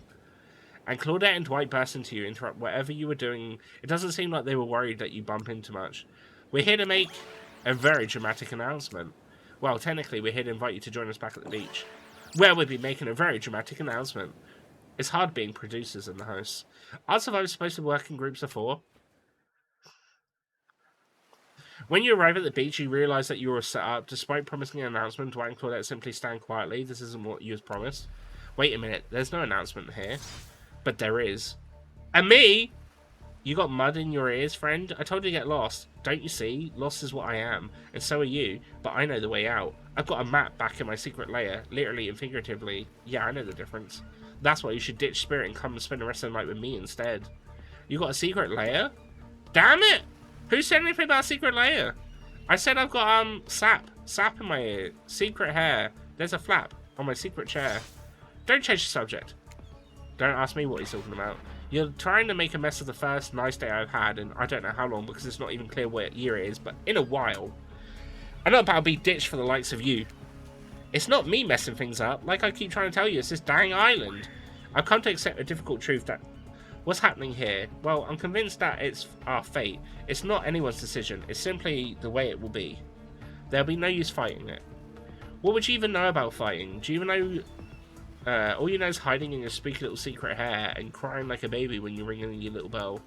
So don't tell me what I can and can't fight back against. I was a born fighter. A dragon lives inside me. I can't not fight. Even when all I might want to do is hide. Don't you see this giant hat? It's a metaphor. If I do have a fate, my fate is to win every fight that comes my way. Got it? Folks, oh, you hide. I've seen you hide. You do your little hide. Your phase walking routine. What do you call that? It's basically cloaking. And we all know what that cloaking is, a type of clothing. Hiding. Folks, your cloak, it don't cloak. I'm not a cloaker. I phase walk out in the open. You just can't see me. You have no idea what you're talking about, but this sounds like some video game community forum thread minutiae if there was ever such a thing. Not that you know about that either. It sure doesn't seem like Dwight and Claudette are going to stop this, so it's on you. I think I was brought here to make this choice, so I'm going to do that now. And I choose Spirit. When it comes down to it, neither of these two seem easy to love. I mean, damn, Spirit literally has broken glass, shards slicking out of her, but it's a certain charm to her gloom. Spirit and I were actually having a nice time. Besides, if it's my fate to end up on this island, well, to hell with fate, really. And I don't take this the wrong way, Wraith, but the amount of awkwardness you pack into a single day, no wonder you're so skinny. All that second guessing yourself must be burn a lot of calories. No offense taken. Yeah, okay, it's true. I can be a little awkward, I guess, sometimes. Right, so I'm gonna stick with Spirit. Spirit breathes a sigh of relief. I've got enough revenging to do without killing you too, Wraith. Spirit walks you around the corner to show you something that she discovered in this place and knew she meant to be connected with during a cherry tree. It's just a small sapling, but it just began to sprinkle flowers. It doesn't make sense to see a cherry tree in this place. It also doesn't make sense to see a ghost in a black bathing suit, so you just accept it.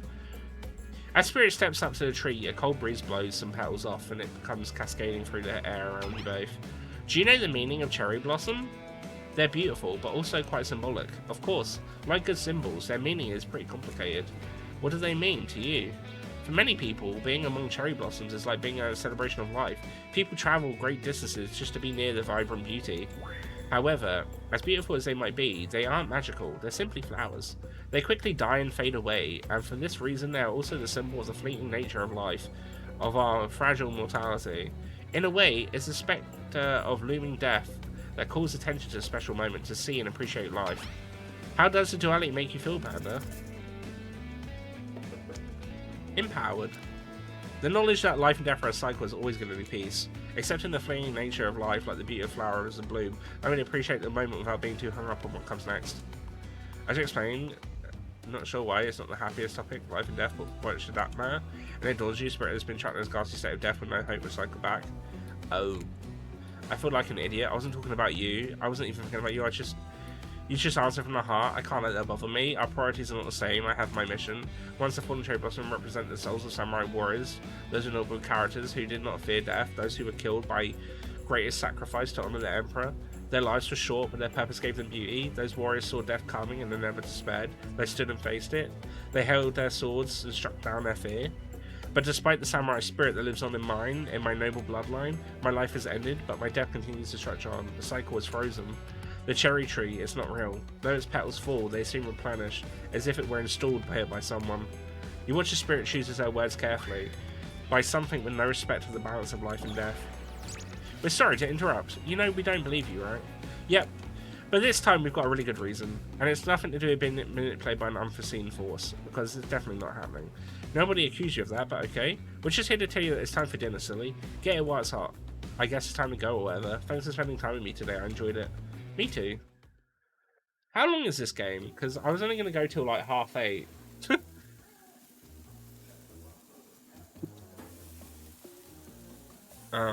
Yeah.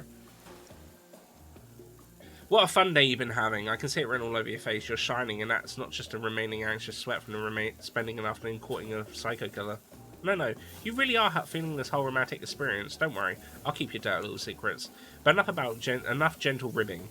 It's time to get back to business. All the appetizing singles have arrived for dinner, including Trickster.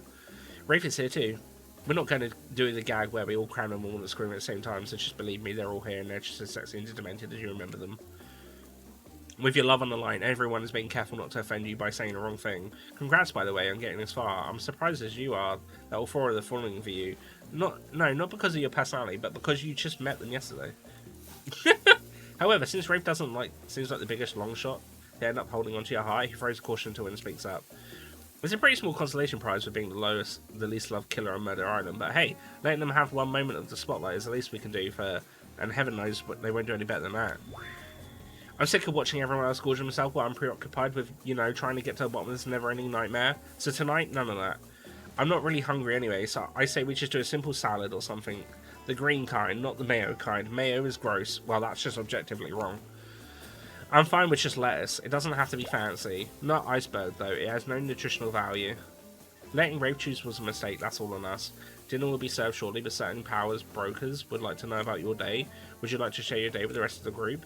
You've had an interesting day, that's for sure, but how will you describe it to the others? Say too much until they can affect your standing with the group. Okay, but don't just sit there saying nothing. Nothing is not an option. I'm going to gush about my day. I'm going to be caught. Yeah. I wish you could all get to meet the real spirit. She was a beautiful soft side, and you'd all get to see her if you're nicer to her. She looks totally horrified because she doesn't want people. Oh, yeah, shit. Yeah. Can I come seriously? Do you listen to a single thing I said today? It seems clear to me that you did not. Uh-oh. Do we have a back?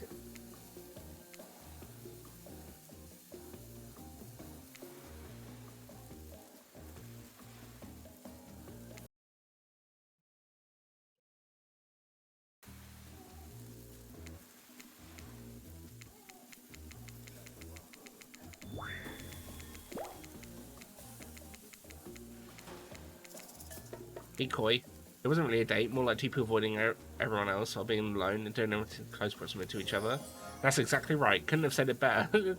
I myself. Spirit is clearly happy with the way you portrayed your date. No surprise, she doesn't like people getting into her business.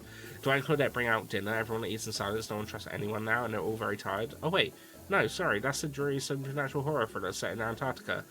Not a charming parody dating sim set in an undisclosed tropical paradise. Bony appetite? Don't you mean Bon? No, almost everything we serve has a lot of bones in it, even the vegetables. Impossible to avoid on this island. Everyone eats without speaking. Tensions are rising, both the sexual and deadly variety. When everyone finishes, Dwight and Claudette come back to clean up the table. They linger around as you pick up off your plate, take your napkin, and then dust crumbs off the table. What would you like to say to the servants? Ignore them. Is there anything else we could do for you? Anything at all? Anything? A manners book, perhaps? It's fine, we use this kind of shabby treatment here on Jerk Island. Everyone, if you would please be so kind to follow us to the fire pit, we greatly appreciate it. We've been told something big is going to happen, something that will change everything. You can go willingly or you can go unwillingly. You have no choice. Tough cookies. Do you have a choice on how you said that, dweeb? Yes, and I immediately regret how I did. Good, something that needs to change around here. Fire is rebirth. Fire illuminates the soul. I hope the fire isn't too smoky. Some smoke hurts my eyes. I have pretty sensitive eyes. I'm horribly afraid of it. The fire, I mean, not my eyes, because of childhood trauma involving fire. And finally, everyone starts moving forward to the fire pit, if I need to get away from Rafe complaining.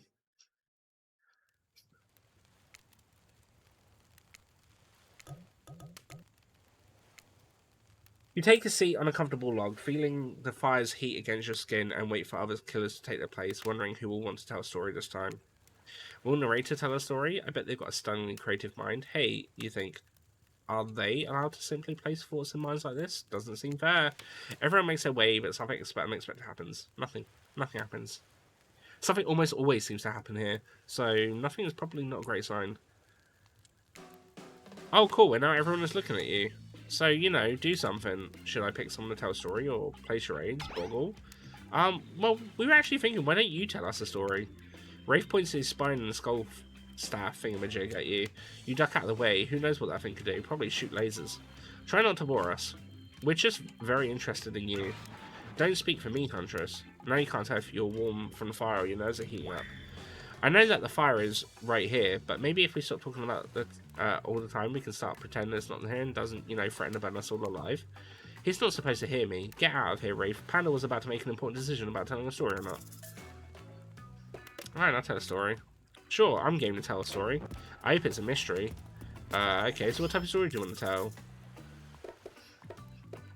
Romance. I'll tell a romantic story. About two lovers who take poison together and die frothing at the mouth. Or about two strong hunters who meet when they both try to bludgeon the same wily Wolverine. Not quite. It's about my parents. They met at a party in college. He was hosting. She had been dragged there by some friends. They couldn't have been more different, and yet as it went night on, they were drawn to each other. She made fun of his taste in music, and he took an interest in her major, women's studies. They were married within 2 months. Bit soon to know if you could trust someone, don't you think? It's so sweet. Exactly, I learned a lot about them from them. If you know, you know. Some people don't need years to get acquainted with their partner. Love could spark from a mere look across a campfire. Now you've got their attention. Each killer is furiously attempting to catch your eye from across the fire pit, except for Trickster, who has wandered off to the bar and is loudly playing his own music on headphones and drawing you out. Okay, that's not a very good story. I don't mean to insult you, but it's actually quite bad. Sorry, but it's narrator keeps it real. We can't just end there. Who else would like to hear a story from tonight? It's entertaining. I suppose I could tell a story. I don't really want to, but anything that I say is sure to be better than whatever you just get out from anyone else. There's someone past who's dead now and can't do anything about it. It's called The Bride. Technically, I suppose the fiance. One winter, a young couple decided that the next spring they would be married.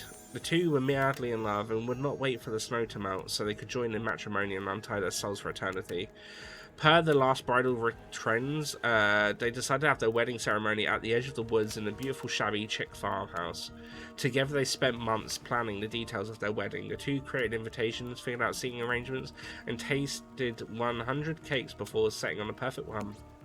They chose Lilikoi, by the way, so fancy. When it came to figure out the decorations, however, the bride, the fiancé, I guess, since she wasn't actually married yet, wanted to take the lead and set the style. After all, her boyfriend had been wearing cargo shorts and open-toe sandals for pretty much her entire relationship, so he was definitely not to be trusted. Having decided on such a lovely natural setting for the ceremony, the fiancée decided that she would create unique floral arrangements from the local wildflowers that surrounded the farmhouse. As soon as the sun rose on the first day of spring, she set off into the woods. Each day she spent hours mapping out where the best blooms could be found and prepared to pick them herself in the morning of the wedding, so that they'd be at the height of their freshness and beauty. Enamored with the incredible variety of flowers in the woods, she surveyed the bride, the fiancé, since they had not yet been married, became obsessed with knowing just how many there were, so that she could choose the absolute best. When the fateful morning of her big day finally came, the fiancée told her husband that she had one more final errand before the wedding. Excited for the ceremony to come, she dressed in a beautiful white gown and set off into the woods to gather flowers. Treading carefully, she followed her route, selecting only the best stems and collecting them in a basket. However, when she came upon a once familiar clearing, something was not as she expected. Somehow it was more beautiful now than it had ever been before, and just on the edge of her view was a new bush filled with blossoms, so vibrant and colourful she became dizzy whilst looking at them. But the fiancé ignored her sudden spell and pressed her head, scooping up flowers after flower, and every time she did, she noticed the further ahead and possibly even more beautiful blossoms. Carried by the sweet fragrance of the spring air, the fiancé, crept further and further into the woods, until she turned a corner, stepped over a mossy fallen tree trunk, and realised she had been here before. But this wasn't the clearing she remembered, or at least, not how she remembered it. The flowers were suddenly overripe, decaying, falling from her stems into fostering mouldy piles on the floor. Where bees had been, now only flies buzzed. Where the scene of flowers had once intoxicated her, the odour of mildew now made her sick. She turned and looked back, but the path was dark. Into a shadowy glen she walked and walked and walked. But that day, as guests gathered in the farmhouse, the fiancée was nowhere to be seen. Her friends, family, and love began to look for her, but to no avail. They searched the pasture, the tree line, and into the forest, but there were no beautiful wildflowers or young lovers to be seen, just old dead trees, trampled vines, and moss-covered rocks. The fiancé stayed a fiancé for eternity, always wandering, looking for fresher blooms to clip, but never finding them. Distracted by the never-ending search for perfection, unable to see that you are loved for who you are, out there all alone. I thought it was beautiful and sad, just like someone we know. How was story time? A lot of people like to take pot shots at sequels, but I think that good story deserves a follow-up. When you think about its end, the sequel is almost never as rewarding as the original. That's why I'm much more of a fan of the episodic style of storytelling. Knowing as a series takes a lot of pressure off an individual installment, and that builds a greater sense of community between the audience and creator. Tell me, Panda, if you could delete any sequel from existence, what would it be? Don't answer that, we don't actually care. We're just here to make sure that they seamlessly move on to the next segment of the evening. God forbid the small talk gets in the way of a romantic Twilight moment. Dwight, I'm going to need you to shut your yap trap. You know that we need to get back to that thing we do whenever we're not on screen. Okay. You have fun tonight, and try not to wink end up dead. Did you say the words wink out loud? And what kind of double entendre are you getting at with the end up dead thing? Dwight is physically incapable of winking, not since the accident, and do you know that all of these people are despicable criminals without double-digit kill counts, right?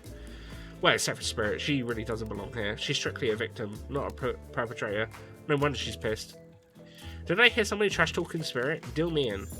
Would you say we take this to the hot tub so I can take this bod while I roast that ghost with some killer hot takes? Please, enough talk of burns. Things that are lit or getting blazed is enough that these activities have to set next to a literal fire. Must I be surrounded by figurative flames as well? What if I turned and we ran away from this place as we could, just you and me? On those spindly legs, you probably tire before you get too far. If it's running away to someplace more secluded Panda is after, they shall obviously join me. Have you seen these legs? Pure power. Not that my walk speed really reflects my giant stature, but that's because I choose to move slowly for stealthily reasons. It's my own choice, and it's completely logical. Why is everyone so obsessed with comparing themselves to each other and creating drama? I'm so over that. Don't you get it? Society wants to trick you into fighting with each other so that corporations can swoop in and sell you fake solutions to all your fabricated problems. I'll be sitting in the shade and drinking something locally sourced while thumbing through public domain novella printed on some recycled paper because I refuse to play their game anymore. It's like she actively trying to be as unappealing as possible. Does it really turn anyone else on? Hey, Mr. Gore!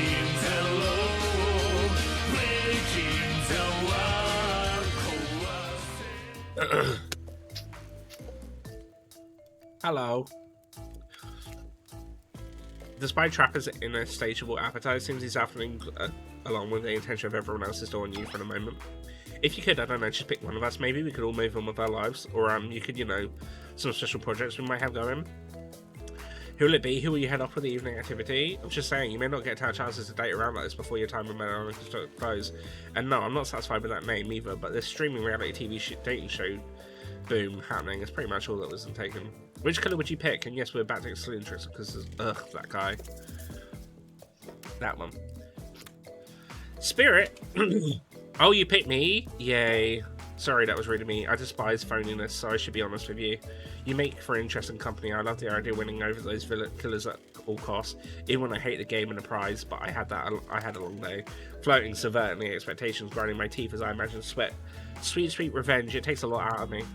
So don't stop bringing your A game, alright? It might seem like a haterade and getting to really know who I am to be an impossible task, not worth trying, but too bad. You won't know unless you search deep inside yourself and bring everything you've got. Well, just say the exact right thing at the right time and melt my cold heart in an instant. I don't know the rules here any better than you do. See you at the bar. You're looking rather ghostly today, thank you. But yeah, how you doing today?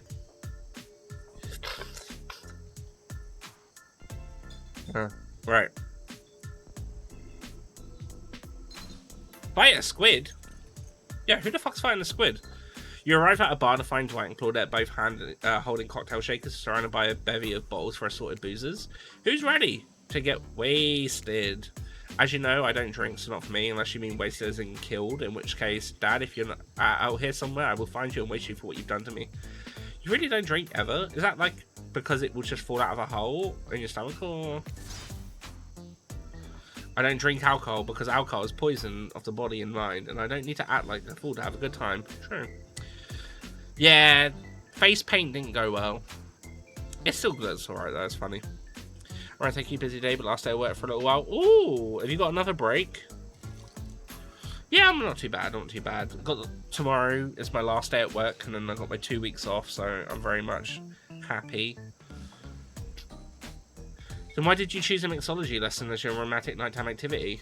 Everyone knows what kind of date she thinks she's to get loaded up and busy and make terrible decisions. It's true. As says, not a single person has ever learned anything at one of these things. Dwight, no, that's not true. You learned how to tie a cherry knot in the stem using only your tongue. Whoa, whoa, who ordered the soda with a splash of my private business? Because that's off menu. Well, I know what I'm drinking to forget tonight. Mixology is a real thing, and it doesn't require alcohol to be interesting. I'll have you know that I worked at a restaurant before I was violently executed by your father, on whom you will have your bloody revenge. Right. Well, so be it. Well, how about you, Panda? Do you drink? Stay sober. I got the impression that tonight will be a night I want to remember perfectly, so I'm going to pass on the alcoholic drinks. Here. Alcohol is a false escape. Besides, it's not like so many people can have fun. Yeah, don't you kill you for a bit? We'll just find more time to study, I think. Nice!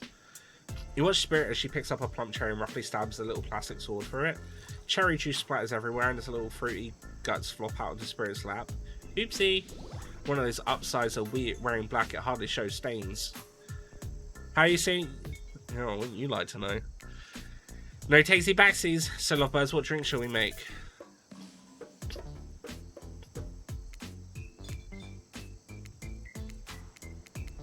No, I want to save. Dark and Stormy? What about Dark and Stormy? I drink my Dark and Stormy date. Oh, that one is cute. Yes. Got the right one. Please allow us to demonstrate how a Dark and Stormy is made. First, rum, or in this case, rum extract and a bit of apple juice is poured over ice. And then fresh ginger beer is added in. Garnish with a lime wheel and drink. The end. Do you think you're up to a challenge of replicating this recipe, Panda? Replicating rum substitute and ginger beer over ice. Don't forget the lime wheel. Rum substitute and ginger beer over ice with a lime wheel. I'm not sure I appreciate your tone, but yes, you got it. You're a natural. A sassy natural. That is me. You and Dwight might have more in common, then don't you dare. Spirit seems to be in a lovely mood as she sips her Dark and Stormy. She's not even rolling her eyes at your petty behaviour. On a cue, a little dark storm begins to make its way from the ocean. You taste your own Dark and Stormy as you watch the clouds approach. It's quite refreshing. Isn't this fun? Honestly, it's the most drama-free fun I've had since I got here. And since you picked a simple but delicious drink, we've got plenty of time left to relax. Want to make out a little?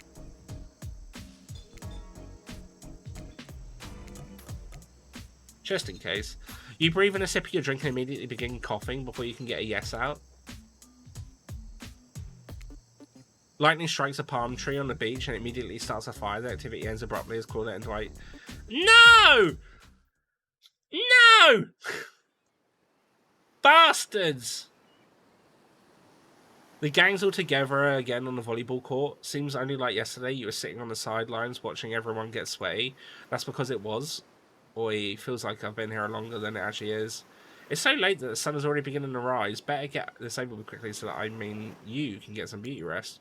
I do not recommend the internal download of Perpetual Natrodon. Good thing you really used your time well since then. Really getting to know the gang, the brain, the mogul, the backseat case, the psychotic bunny girl. You know, the four types of people. Anyway, everyone is gathered on the volleyball court for a new type of game. Pick your dream date and see who Panda chooses. Who's ready for a round robin? How round are we talking? No, not to eat, Huntress. Each killer gets 2 minutes to tell you about the dream date they have planned for you tomorrow. In no particular order, which is weird but to mention, right? Almost like the order does matter. Trapper, why don't you go first? You think you deserve it, even if this case is a subtle dig? Stop talking. Trapper, without further ado, would you like to make us all uncomfortable by pushing the boundaries of what's acceptable, not only in a polite society, but within the narrative of this in-world event and the larger meta-narrative of Dead by Daylight dating experience? Sometimes you just gotta say it. Why, yes, thank you. I'd love to. So, Panda, you're thinking of picking me. Well, this is your final warning. Pick me and be punished and rewarded. Tomorrow will suck. Probably. I'm not an easy guy to get along with, I know that. But I can tell you this much. I'm hiding a secret on this island that will make fans shit themselves with excitement. If you like Trapper, you're going to love it. And if you're a maggot, also, and if you're not a maggot, also, so everyone, even confident sex ladies in rabbit masks, better stay the hell away from my yacht. And time's up, everyone. Gosh, you'll need to dream about those options you're ready to choose in the morning. Now, go dream about all the swoon-worthy options so that you're ready to have a small night. Did you forget to mention something? Oh gosh, how will you fit? If we slumber peacefully, there's one more thing to do. No reality singing competition parody would be complete without singing out one of your contestants who is already teetering on the edge of psychological break. And giving him a little push. Hold up, this has been a survival dating competition parody this entire time and I'm just finding out about it? Come on, the signs were there, you just didn't read them. Welcome to Murderer's Island. It's now time to eliminate one of the killers. It's like butchering, but it hurts even worse. You can't kill a killer, but you can. But can you break their heart? Do you even dare to try? You mean that's right? Tomorrow, one of these sexy slicers will not be eligible to take you on a date. Who's it going to be? But why? Because it's dramatic. Because it's surprising. Because it's a classic reversal of fate, and it will hurt someone's feelings. Someone dangerous. What's it going to be, champs? What's your thought process here? Trapper seems like he might throttle in your sleep if you eliminate him. That being said, at least you see him coming. Spirit could be anywhere. She floats. Eek, if you get rid of Wraith, he might cry, and although I'd be support normalizing men crying and being vulnerable, it just seems like he might be an ugly crier. Huntress, she might pretend to be okay, but then she'll start seeing her behind every tree. What I'm trying to say is, I don't envy you, boss. So which sociopath are you eliminating? This was very simple. Trapper, you scared the living shit out of me. You are eliminated. That's fair. Honestly, though, I don't care. You suck. But not in a good way. You bore me. You're personality free, maggot. It wouldn't even be fun to kill you. Which is totally going to do tomorrow, the first chance I get. So really, this is a win-win for both of us. Still might kill you, though, out of principle for eliminating me. Sleep with both eyes open and have fun on your day tomorrow. Now that you've broken the heart of someone heartless, you should go get some shut-eye. And don't worry too much about the broken heart you've left behind. Because, of course, they'll be receiving a consolation prize. They might not get to go home with Panda when this is all over, but they'll never sleep alone again. That's right, we're sending our eliminated player home with their own, mostly new Trickster body pillow. The best thing to the real Trickster. It might hug you back, but it definitely won't try and stab you. And how do we know? Because I've tried it. That's right, it's Dwight tested. Claudette approved. I hope you sleep well tonight, Panda. You're my hero for what you've accomplished. How can you sleep tonight knowing what you've done? No, not because of the guilt. I mean, knowing that there's a legit homicidal maniac who hates you so close by.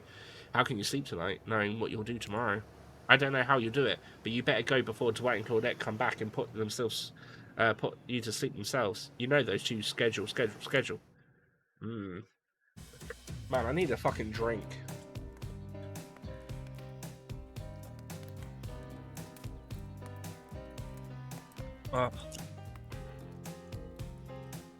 Crazy way to end the day elimination. I didn't even know that was kind of game. Let me check in with everyone, special loser. Everyone deserves a send off. See how things go tomorrow, I suppose. I'm not expecting anything. I tend to shut my mind off during hard times. I know I seem all excited and the devil may care, but the truth is I'm really a pessimist at heart. That tends to happen when your mother is skewered by an elk when you were young. Yeah, how do you know? Well, wild guess. It's also the only thing you talk about. If you excuse me, I think I saw a raccoon over there in a tree. I'm feeling peckish. I don't really know what's happening here. I honestly haven't been paying attention. Oh, Panda, sorry, I forgot. I'm focusing on other things, more important things. One way or another, I won't be here for much longer. I don't handle rejection well. At least I don't think I do. No one has ever been dumb enough to reject me before. Yeah, the more I think about it, the angrier I'm getting. I'm a giant rage monster, so everyone in this room should be scared right now. Turn the camera off. Of course Panda is into me. Why wouldn't they be? I'm thoughtful, beautiful, surrounded by calming mist. I've also got grey hair. And since I'm technically dead, I'm extremely low maintenance. Look, I don't like to throw the term anime waifu around too often, but if the body pillow fits, smuggle it, you know what I mean? What? No, you're not part of this. You don't get a confessional. It's cool, man. I'm not a part of anything, you feel me? I'm not a cog in anyone's machine. I'm my own machine.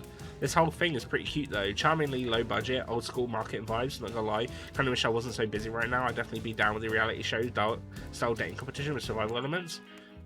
But I got my new album upcoming tour, finalising the new sneaker line, producing a limited series of my life, starting a new social media NFT crypto app, and doing these private gigs over the IP Island.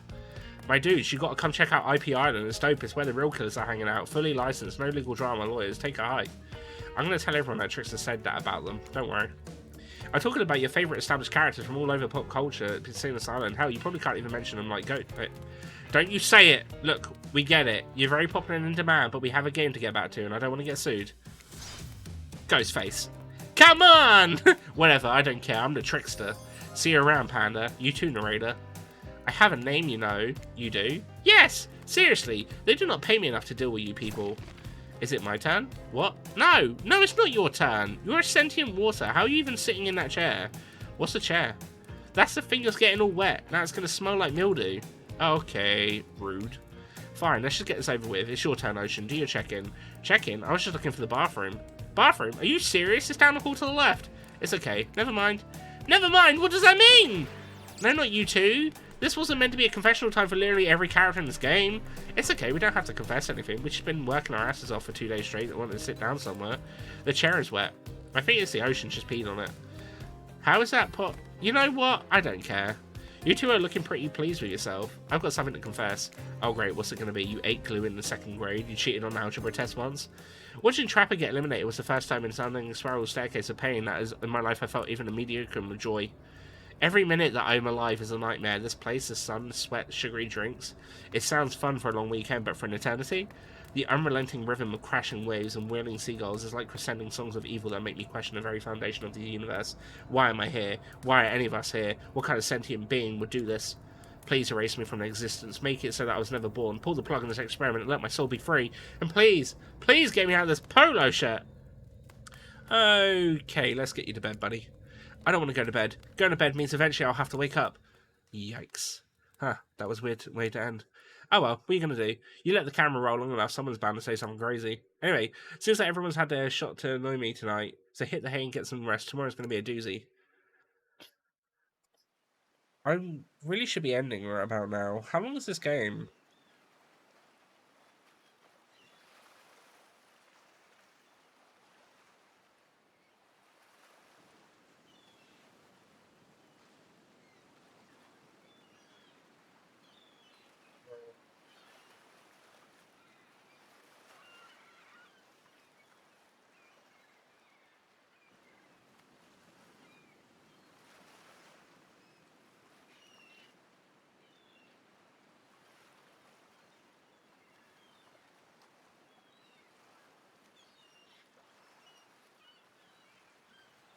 I mean, it's a very fun game.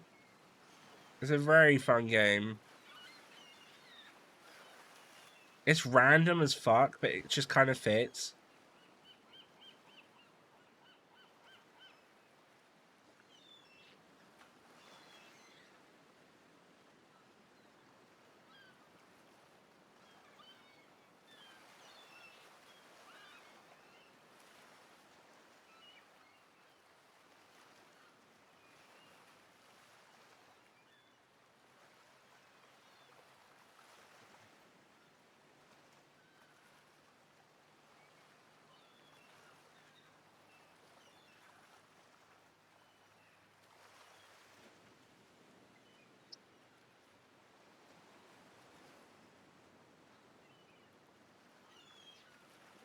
So if Sunlight warms your skin, nudging you awake, you're also using your killer crabs as a pillow, which is sort of okay with. What's that? You don't know about the killer crabs? Oh right, you didn't get that on Huntress's date. You really missed out. It was thrilling. Or I guess it would have been? You'll have to play the game again to get that reference, I suppose. You pull on the beach attire to splash water on your face. Why Claudette approaches to look on their face excitement or terror? You notice your stomach flutters with butterflies. Someone's in love. Or you've been infected with a zombie butterflies in your sleep. It has happened here before, but it's probably the love thing. It's time! Claudette gestures over the beach where the killers still flanked by a tiki torch is a scene from reminiscent of a TV show you used to hate, watched with your ex. Suddenly the message is clear. You're going to declare your affection for a killer in front of several other killers. Hey, isn't Trickster supposed to be here? We paid him good money to make some half-assed cameos in the show. I'm going to chew his agent out. But before they walk over to you for your big moment, a little birdie told us someone in particular has an extra strong crush on you, and another little birdie reminded us that you've been kind of a dick since you got here, and we reserve the right to withhold that information even if it leads to you making terrible decisions that gets you murdered. So, are you ready? Of course not. But too bad, we're on schedule. You make your way over to the row of hotties. Claudette and Dwight stand on the side, head behind their hands. It's been quite the 48 hours, but there are clearly sparks in the air, and I'm not just talking about this rusty chainsaw, though I do recommend staying away from those sparks. It's time for your newcomer to confess their love. Wait, I have to drum roll for this. No, you don't, but who cares? Panda, who do you choose for your solo date? Can we at least do the flower thing? Dwight, I thought we agreed to keep that between us. No, not that flower thing. The thing where the suitor gets a flower to symbolise their contestant's love and affection. Oh, right. I suppose, but no roses. They're such a cliche at this point. Well, that's good, because I tried to pick a rose, but I got an ouchie, so I settled for these. Beautiful. You've done good, Dwight. That's a lovely bouquet. I hope Dwight saves some of these for Claudette. They're a thing, right? You're getting that vibe too. Just me? Sorry. You've got other things to think about right now. Panda, who do you select to receive these flowers and spend a day with you today?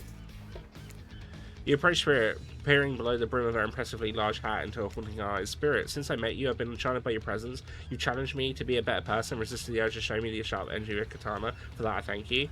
I'm ready to take our relationship to the next level. And we shall, up to the eye of the dark storm that is our reality, to the lantern room of the Black Lighthouse. It's time to see what you're made of, Panda. Oh no.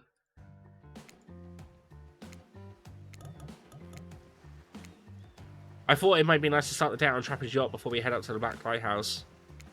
Even if I kind of hate this basic tropical vacation stuff like yachts and snorkeling and whatever, it's good for you to see me in the sun a little bit at least. There's more to me than we've already gotten experience. I know that my whole vibe can be a little dark. The hat, the swimsuit, the plume of floating hair. This wasn't always who I was. I was a normal young woman once. Went to school, hang out with friends. I even had a part-time job working at a restaurant in town. And then, well, I know what happened. Your father, he murdered me and I woke as an undead avenger. That's not what I was getting at. Something else happened to me. I realised I needed to be seen. I don't know who by whom. I just, a lot of time when you think about ghosts, they're thinking these kind of see-through flickering spectres. You imagine reaching out and having your hand go right through them. Oh, like that sort of thing. Maybe there's some warpy effect on the world around you, I don't know. Depends on which movie you're watching.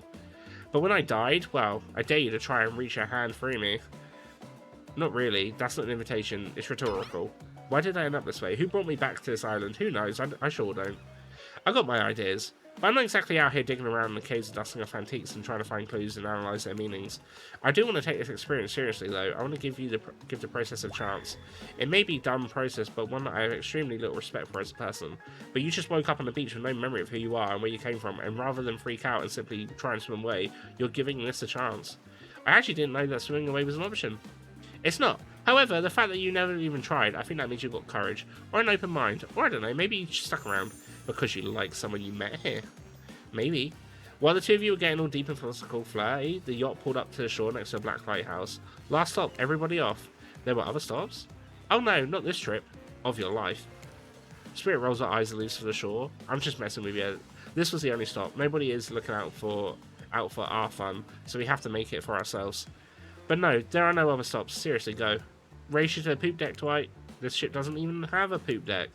Oh, it will. As you disembark, you see Dwight and Claudette running, giggling across the ship. Too bad it isn't a date, those two. They seem like they know how to have a good time.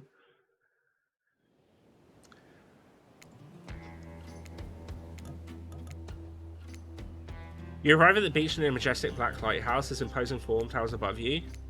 A flock of birds circle lazily, no sense of fear or urgency, as if circling a corpse that hasn't moved in ages. I'm excited about today, see? Spirit places her wrist delicately on your hand and presses your fingers down against her skin. It's cool to the touch, but you feel it's the faintness of pulse.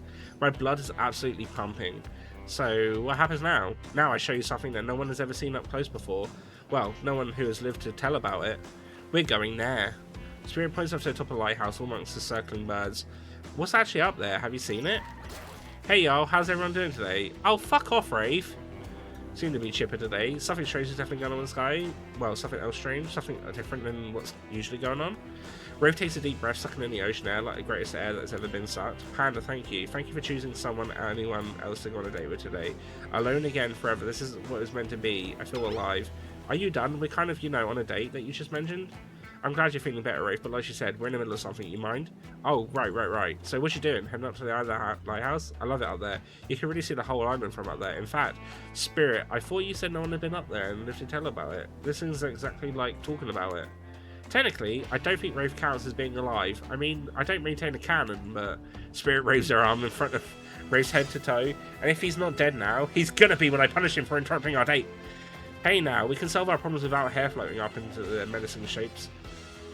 I'll just be over here, running away, enjoying the view. I think Rafe was kidding about that whole being up there. Honestly, the view isn't even of the island. What you can see is mostly ocean, on account of it being, a lighthouse. However, that does bring up an interesting point. Regarding your, how do I say it? Spirit hand plays that scratches their head contemplatively. You don't usually say a loss for words like this. What's your mortal status? Because despite what our lanky friends seem to think, the lighthouse is not to be trifled with. It's a beacon of death and suffering that dooms us all from the cause of ours, if not further. Well, dare you saw a freaking pirate ship seemingly travel through the space and time to crumble at the rocks beneath its spooky tower, but you decide not to point out because it wouldn't be romantic now, would it? I think I'm alive. I'm here with you, walking this beach, feeling the water under my feet and feeling the sun on my skin. Here with me, the spirit. Does that actually make you feel alive? I guess I don't know. If you come with me up to the Eye of the Black Lighthouse, you may never return. Is that a risk you're willing to take? Because we have something, I won't deny it, I feel it. I hate for you to simply turn to ash. If we were to commit, right here and now, to figuring this out as friends, we could put this risk off for another time. Just be friends? Ouch. Is this their way of letting you down easy? I don't know if I want that friendship. I want you. That's why I chose you. I can't decide this for you. I can only warn you that this may not be safe. You might die out there, and there's nothing I can do about it. Go up, maybe die. You take a deep breath and think about every particle of the sea air as it travels to your body and fills your lungs. It may be the last time you have such a thought, but you feel strangely at peace without information. I don't need another friend. I want something more. I'd risk my life for it. Spirit smiles a quirky, devilish smile. Right this way. Oh. Inside the lighthouse is almost pitch black. It was seemingly day when you stepped through the door, but inside this place is like a void. The last thing you see is your final rays of sun leave your horrible sight, a petrified body laying on the stairs, reaching not up but down as if it had been crawling. Watch your step. The things we do for love. When you arrive in the lantern room at the top of the Black Lighthouse, you breathe in a sigh of relief. The light is out and seemingly defunct. Dust cakes the room as though it hadn't been operated in a century. However, somehow, it was just morning a moment ago, but now it's night. What do you mean a moment ago? We've been standing here looking out over the ocean all day. I really enjoyed the Jamie Lannister. I really enjoyed the peaceful time together with you, taking in the view, standing in complete silence for hours. It was kind of my perfect date. Really? I don't remember that. I just called it the perfect date and you can't be bothered to remember it? What kind of game are you playing with me? I want to remember it. I just think for some reason my kind is completely blank. But hey, I'm not dead. Or are you already dead and you have been this whole time? That's true.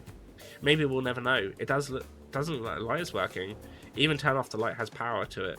The massive lens retracts moonlight for itself and subtle sparkle that hypocrite effect. Maybe that's why the day went, staring into light as the sun fell into the moon rose. Thanks for spending the day with me. I really had a good time. That's it? Wait a minute.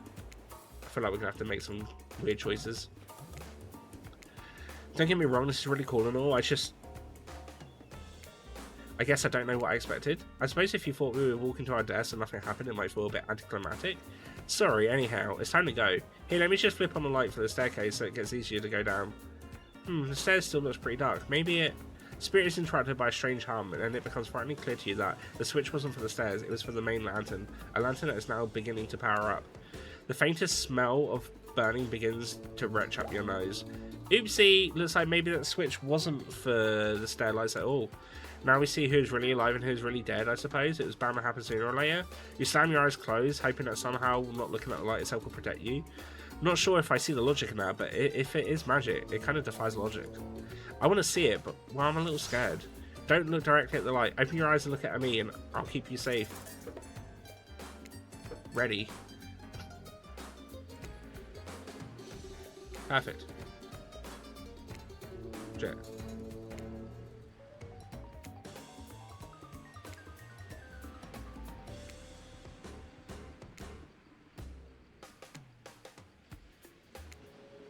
Are you okay? You seem okay. I hope I haven't ruined this by punishing you to do something you weren't meant to do.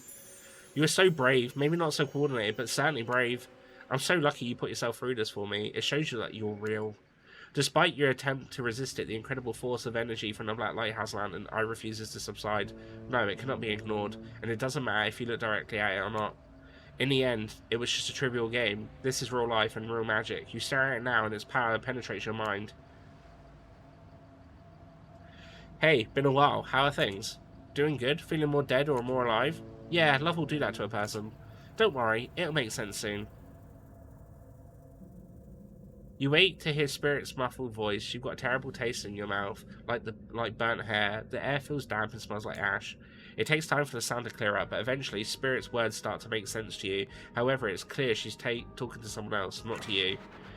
You know how sometimes people say it's not you, it's me? Well, this time it's you and it's also me. I can't believe I thought you would change for me. I can't believe I thought you were doing this as a sacrifice. You never gave anything up for me. Well, today I saw what love looks like, and it looks like a whole lot different than this. I don't think you're hearing me, which is weird because I'm practically shouting. Nobody breaks up with Trapper, nobody. Oh yeah, fine, nobody breaks up with Trapper, but I'm not doing that. I'm dumping. Don't you say it. I'm dumping even Macmillan, and there's nothing you or he can do about it. It's over between us, Evan. Rin, Trapper turns from Spirit and looks directly at you. You realise that you're laying on the ground in some weird tunnel. I think that your shouting woke up Hannah.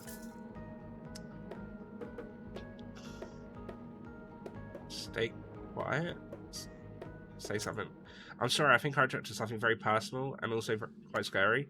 I swear I wasn't trying to listen in, but I heard a lot. Probably not everything. I think I woke up in the middle. What did you hear? Just you dumping Trapper. We were never together. I mean, we were together. Wink, wink, wink. I know you're wearing a mask, but we can see your eyes. You don't need to say wink, wink, wink out loud. Another reason I'm right to have dumped you. You did not. It was mutual. The jig is, as they say, up. They know you're awake now, and you're going to have to deal with this awkward situation head on. Certainly, I shouldn't be here. You two are having a very personal conversation and I don't need to be involved in. I don't even know how I got here, but here is on the island, or here in a creepy tunnel. As far as this island goes, your guess is as good as mine. As far as this tunnel goes, we brought you here. We? You and Trapper? But after the lighthouse came on, you blacked out. On your way down, I thought you might have hit your head or something. It's hard to tell what blood is new or old around here. Either way, I wanted to get you someplace safe, so I asked Trapper for help. It's not that I can't carry you. I just didn't feel like it, you know. I hate anything messing with my shards. Trapper, on the other hand, he loves nothing more than having an unconscious body draped over his shoulder. I could have asked Claudette or Dwight for help, but I don't trust them. But you trust Trapper? Like and trust are two different things. You might think Trapper can be a real jerk, and you'd be right, but you get what you see with him. We brought you down here because we're the only ones who know about this place. It's part of an old tunnel network that connects different places of the island.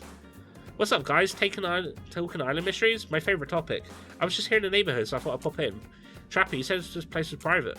Don't look at me. I didn't tell him about it. Half the appeal of the spot was getting away from people like him. Well, geez, I can see why, and I'm not wanted. So you free a throuple now, or...? Because I've got to say, I really didn't get the whole Trapper spirit thing. But hey, if it's not my business, I don't stick my nose in it. We were not a thing. Nobody traps a Trapper. Not with traps or with relationships. And you do realise you're sticking your nose in our business right now, right? Wow, so hostile. If you don't want to talk about it, just say so. Anyhow, this tunnel has some very interesting features. If you head about 50 meters down that way, you'll find... Get out! Rafe looks around, you be doubly sure that Trapper is addressing him. I was just leaving. The island is a lonely place, which is great for me. I love to be alone. Trapper, on the other hand, is quite needy. And after a lot of pursuit, I finally let him catch up to me. And it became, well, I don't want to call it a relationship, because maybe somebody really didn't want to have that talk, but we were more than friends. I dispute the events as told. For the record, I don't pursue, I stalk, and I lie in wait. Seeing eye to eye was not one of the things we were good at, so I hate to ask, but did I just look into a refrigerator-sized death lamp? So I guess I'm more of a glutton for punishment than I thought. What were you good at? Well, for starters... Excuse me, I'll take the questions, thank you very much. If you know anything about me by now, I'm on a quest for revenge. Exactly what you might know. Trapper is great classical maestro of revenge. Trapper blushes behind the mask. That's one way to compliment the killer. Revenge against friends who had turned their back on betrayed him. Revenge against his father for making him into a monster. Revenge against a barista who even wrote Ewan on his cappuccino knowing his name was actually Evan. For someone who thinks about revenge as much as I do, Trapper is an inspiration. But they say to never date your heroes. Good advice, but I don't think that's the same. And then you came along, Panda. You showed me that it's okay to be lost, to feel pathetic, to push on when you have nothing real to offer anyone. I'm not sure where you got that from, but okay. You held a mirror up to my own doubts and fears and showed me that they aren't everything about me, that I can embrace those things and not be defined by them. You showed me that real life after death can be more than just obsession with revenge and mind-blowing sex on the ground in the dark cave of a dusty old tunnel. Oh. Trapper nudges you in the ribs with his elbow. Gross. Clearly appealing to Trapper's better feature has been a winning strategy for dumping his ass because he seems to be taking it quite well. This whole half-assed dating show parody thing, at first I obviously thought it was a lame idea. What kind of moron would have thought would be an audience for this? But then we spent some time together and I realised there's something actually real here, and I don't want to give up on it. I don't want to give up on us. Listen, Panda, while you were knocked out unconsciously by some minor head trauma like a total weakling, Spirit confided in me that she has real feelings for you. It took extremely well naturally because I trust her and I value her opinions. That doesn't mean I trust you. If you want to get her, you have to get through me first.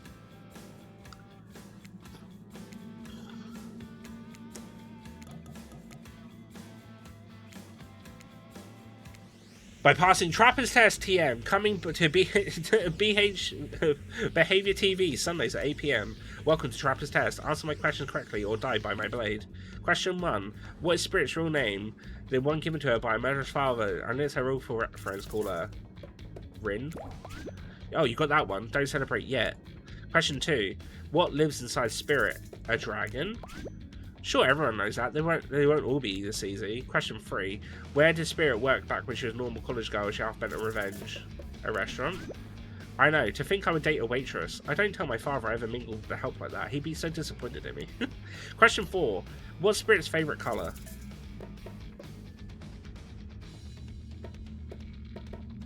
Red? It's not black. Wrong.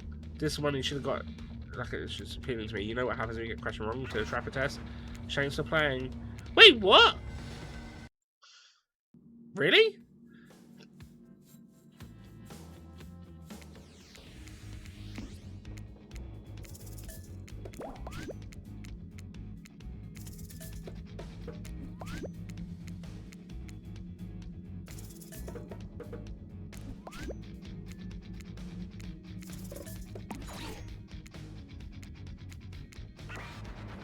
No, but this makes no sense, because when we asked her if black was her favourite colour, she said that it wasn't a colour.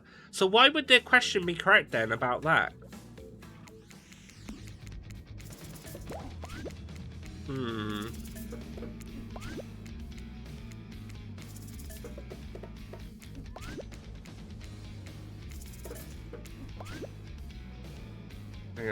Maybe that's why she done. Maybe that's why it didn't work out for us. Who knows? Plot holes, I know.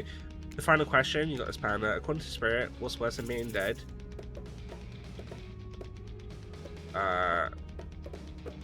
Having unfinished business? Wrong. Wait, what? Alright, I don't know about this last one.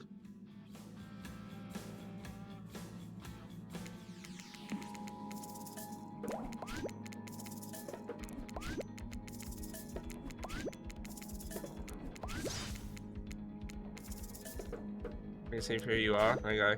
When I pitched Trapper's Test to the Suits of Behavior TV, they told me there was no room in the budget for a new car to be given as a final prize for winning, so I killed them all, right there on the spot. While killing them, I didn't solve the budget problem. It sure did feel good. I'm telling you this, A, to brag to, and B, to explain that the only thing you're going to win is me saying congratulations for passing Trapper's Test. Now that was some huge challenge. I mean, the woman obsessed with a giant light that switches in the dark as a chip on her shoulder about being seen. Go figure. You probably guessed, but rules are rules, even if I literally just made them up. You got it right. So I guess I approve of you dating Spirit. Or whatever. I never really cared in the first place. I was just hoping you'd slip up and give me a good excuse to wet my blade with your blood. Maybe I'll find a reason tomorrow. For now, you two have fun. Wink, wink, wink. Trapper out. I'm sure you had to endure that. What, 5 million questions? It was nothing. Not even that. As ridiculous as unnecessary it was, the whole thing. The waking up in a random tunnel, the overhearing our argument, the news that Trapper and I something going on, and a stupid quiz. All of it, especially the whole Trapper out catchphrase. It's only because I actually like you. None of that would happen if I didn't. And I like you too, Spirit. Please, call me Rin. Rin. I didn't really feel like our lighthouse experience was complete. There's something else I wanted to show you. Alone up in the lantern room of the tower. Get your mind out of the gutter, Panda. It's not that kind of game. Shut up, narrator. Shut up, narrator. What's that? Hold on a moment. I'm being told. No, wait. It is that kind of game. Disregard the gutter comment. Come back up there with me. There's no place I'd rather be. Dun dun dun. You're excited to return to the Lantern Room as Lighthouse, despite all the drama and worry that previously part of this place for you. More importantly, you're excited to be there with Spirit, which makes it all the more crushing. When you're interrupted by the arrival of Claudette and Dwight, for fuck's sake. Funny seeing you here. What did I say? Funny? I meant tragic. Tragic? I don't think so. What could be tragic about the family reunion? Those are always the joyous occasions in my experience. Before they can explain what even supposed to mean, the lighthouse begins to howl a low, frightening sound. The lens begins to glow in a familiar way. You prepare to shield your eyes in case something bad happens to you again. Now isn't the time for any reality show adjacent shenanigans. Dwight, Claudette, shield your eyes. We don't know what the lighthouse will... Now, please don't interrupt. You think after all this time we know that you've got your best interests in mind. Wait, what? No, of course I didn't think that. I... Got wax in your ears, friend? I asked you not to interrupt. Too late. The black light flares. In the darkness, you see something horrible and strange in the place of Claudette and Dwight are two ghoulish silhouettes. But before you can focus on them, the light passes and the two survivors are returned to their normal states. It's breezy up here. I should have packed a sweater. What in the hairy hell? Hey, what's your language? You shouldn't speak that way. Around your elders. Grandpa? My little Rin. You're such a woman now. They grow up so fast. What? Panda, meet Grandpa Kazan Yamaoka. Well, technically, not just Grandpa. Technically, he's my great-great-great-great-great-grandpa. But that's a lot of greats to say in a row. I haven't seen my little Rin since I watched over her from the afterlife when she was just a little girl. And I expect you all to say the greats. It's a matter of honor and respect. Except Rin. She can do whatever she wants. My precious little angel. But you! Only stares at you with demonic red eyes. You're pretty sure even the decorative third eye in his master's looking at you. You mongrel. You must treat me with respect, or so help me, I'll be cleaning bits of your head off my cannonball. A cannonball is like a metal baseball bat covered in spikes, FYI. I'm not sure what a peasant like you was doing so close to a descent of the noble Yamaoka bloodline in the first place. Dirk, Claudine, explain what's going on to me. It's Dwight, sir, and Claudette, remember? We explained to you that we're going to come meet you with your great-great-great-great-granddaughter soon and give you, or withhold your approval. 5 greats! Great-great-great-great-great-grandfather, sir, your honor, master, sir. Dwight, he's a samurai, not a judge. Grandpa, they must summon you here because they think you have great judgment. And because if they summoned my father, I would be too distracted by torturing him for all eternity, continue with the rest of the, whatever this is, show, game, experience? Ah, yes, that makes sense. Only a man of my power and magnitude can help. Self-important much? Nice to meet you, Kazan. Only my friends and family call me Kazan. Those who tremble in my fear presence call me Oni. You're seeing a serious resemblance to Trapper in not only the sheer size of the man that Oni is, but also his aptitude. Apparently, Spirit has a type. You sure can, or want to measure up to that? It dawns on you that, wait a second, maybe you do resemble Oni. Every time you try to look at your own reflection, however, you become dizzy and confused. This definitely deserves more thought, but now not the time to consider the fact you might be some kind of hulking vampire with the first ever case of self-blindness. There's a massive samurai mad dogging you from 2 steps away. Well, you don't scare me at all, so I'll stick with Kazan. Peasant! Realise now the true purpose of my visit was to distinguish your light. Oni waves his katana in the air at you menacingly, like great-great-great-great-great-grandfather, like great-great-great-great-great-granddaughter, apparently. Hold up there, grandpops. Not so fast. You're only supposed to kill them if they deserve it. First, you should get to know them a little better. Young people these days, they always kill people, insisting they must deserve it. Back in my day, you did what needed to be done, and because your nobility depended on it. In his day, for such an imposing presence, he sure is giving off serious old man yells at Cloud vibes. You see, when I was a young man, we didn't have foreigners in our land. We didn't need them. We had abundance and culture already. A little too much, if you ask me, but I didn't make the rules. The rulers did. Exactly how it should be. Literature, art, commerce, theatre, fashion, poetry, puppet shows, ghost stories, courtesans, gambling, fighting, fine dining, fast food, public executions. What would we be talking about? Spirit googles at a great. Okay, I'm not saying all this every time. At Oni's forgetfulness. You wonder, does she even like this guy? She sure hates her father, so... Listen up, old man. We don't have time for you to list off every activity available to a samurai in the entity of the Edo period. Silence, peasant. You're showing your ignorance. Samurai were forbade from many activities that didn't befit the Bushido code, such as attending certain theatrical performances, for instance. Sometimes, however, samurai would put on a disguise to seek out the entertainment. Now, I'm not saying I did that because I had honor, but a body built like an entire castle that is quite hard to hide. But clearly you have neither my honor nor my physique. You don't even know how to go about the ins and outs of shifting rules of traditional Japanese samurai etiquette, you fool. Rin, what would you want with such an uneducated admirer as this? You find it hard to believe that the only contemporary person knows all that much about who was and who wasn't allowed to do that leisure activities over 100 years ago. However, you're really not sure how to handle this massive demonic old man. Yeah.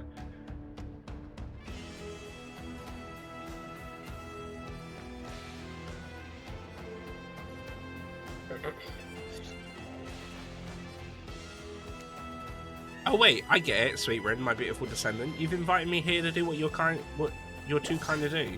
Bash this jerk's head in. Claude, Doris, fetch my cannibal. Rin, wrap your robe around this mongrel's hands and hold them still. We'll splatter their brains on the beach together as a family. Grandpa, no, that's not why I invited you at all. In fact, I didn't invite you. Claudette and Dwight did. Oh, ha, yeah, sure. Wink, wink, wink. The whole saying wink out loud thing is getting out of hand. Him and Trapper really do have a lot in common, don't they? I swear, Panda has a good soul and the heart of a warrior. They fought for my love in their own way, faced down death more than once and put up with their fair share of nonsense. Nonsense which seems to be endless. Can we, I don't know, wrap this up already? Of course, of course. Who might expect anyone to wait around for my approval? I've only been hanging out as a ghost and watching my bloodline be polluted by cowards and quitters for 5 generations. Just come give your ancestor Lauren a hug. Sword drawn only beckons you closer. There's no way he's ever hugged someone in his entire life. I think I'm good over here, actually.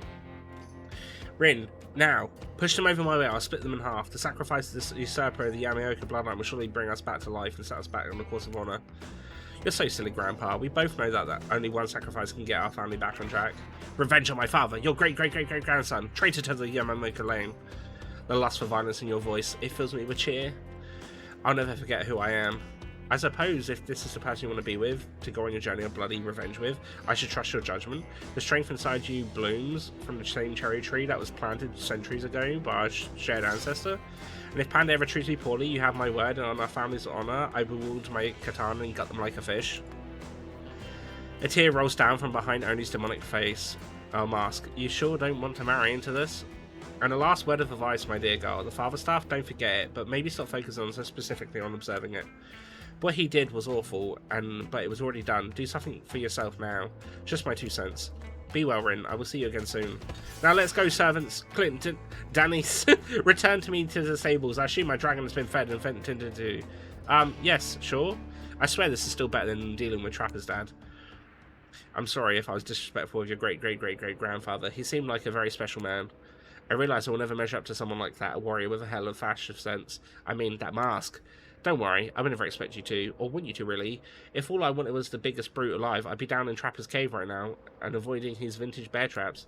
But that's not the life I imagined for myself. This sense of abstract duty, anger at the world changing around me, and lust for blood, there's no way to live, and yet, you know, as you know, that is the Yamaoka way of life. Forever I'm cursed to battle against the dragon that lives inside me, or at least maybe I was until now. Call me the Dragon Tamer, baby. You haven't won this game yet. Please don't ruin it. Sorry, I have no idea where that came from. I think we have spent enough time in this lantern room. We should get back to the beach. The moonlight sets a romantic mood as the storm clouds roll in and surround a black lighthouse. You know the sun might have set, but if we wait long enough, it will rise again.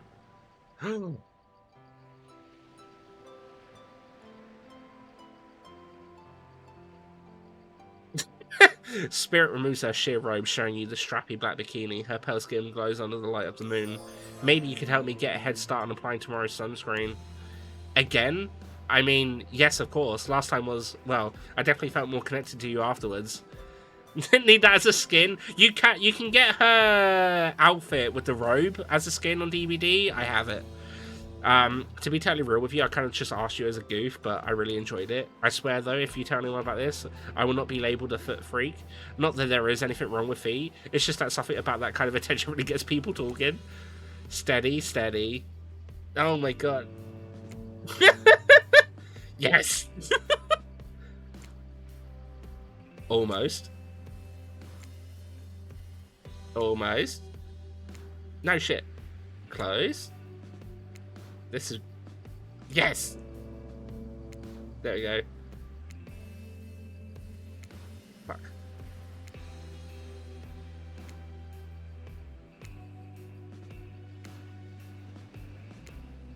God, that's so damn hot. I thought... Okay. Didn't realise Spirit had a feet thing, but okay. My skin has never been more moist. Get up here right now. Before you can find a towel to wipe off your lotion hands, Spirit grabs you and pulls you in close. Her lips locked onto yours. It's surprisingly soft and warm. The sensation is incredible. Clouds over the moon cover the moon and find yourself on a beach with Spirit in complete darkness. You can feel the narrow straps of her bathing suit come undone and come to life, sneaking through the air, wrapping around your body, lifting you up off of your feet. Come here, you. So this is what it feels like to fly. As Spirit pulls you close, you feel a bit of glass press into your flesh. Pain and pleasure mix and wash over you like the ocean. Salty air stinging your skin as you writhe against the undead lover. The lighthouse howls. In the darkness, you're pretty sure that Spirit lets the dragon inside of her take over.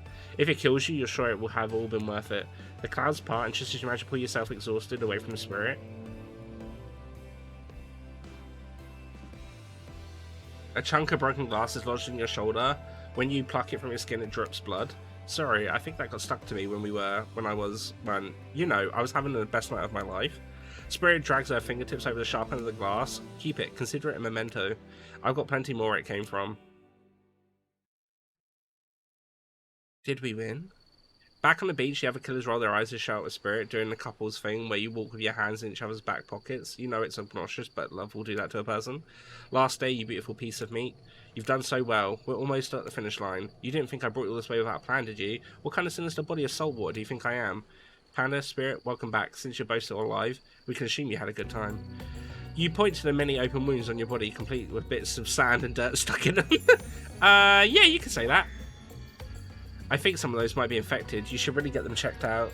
If you actually go through with this, the thing you should get checked out is your head. My friend Spirit is absolutely nuts. She won't survive a week dating her.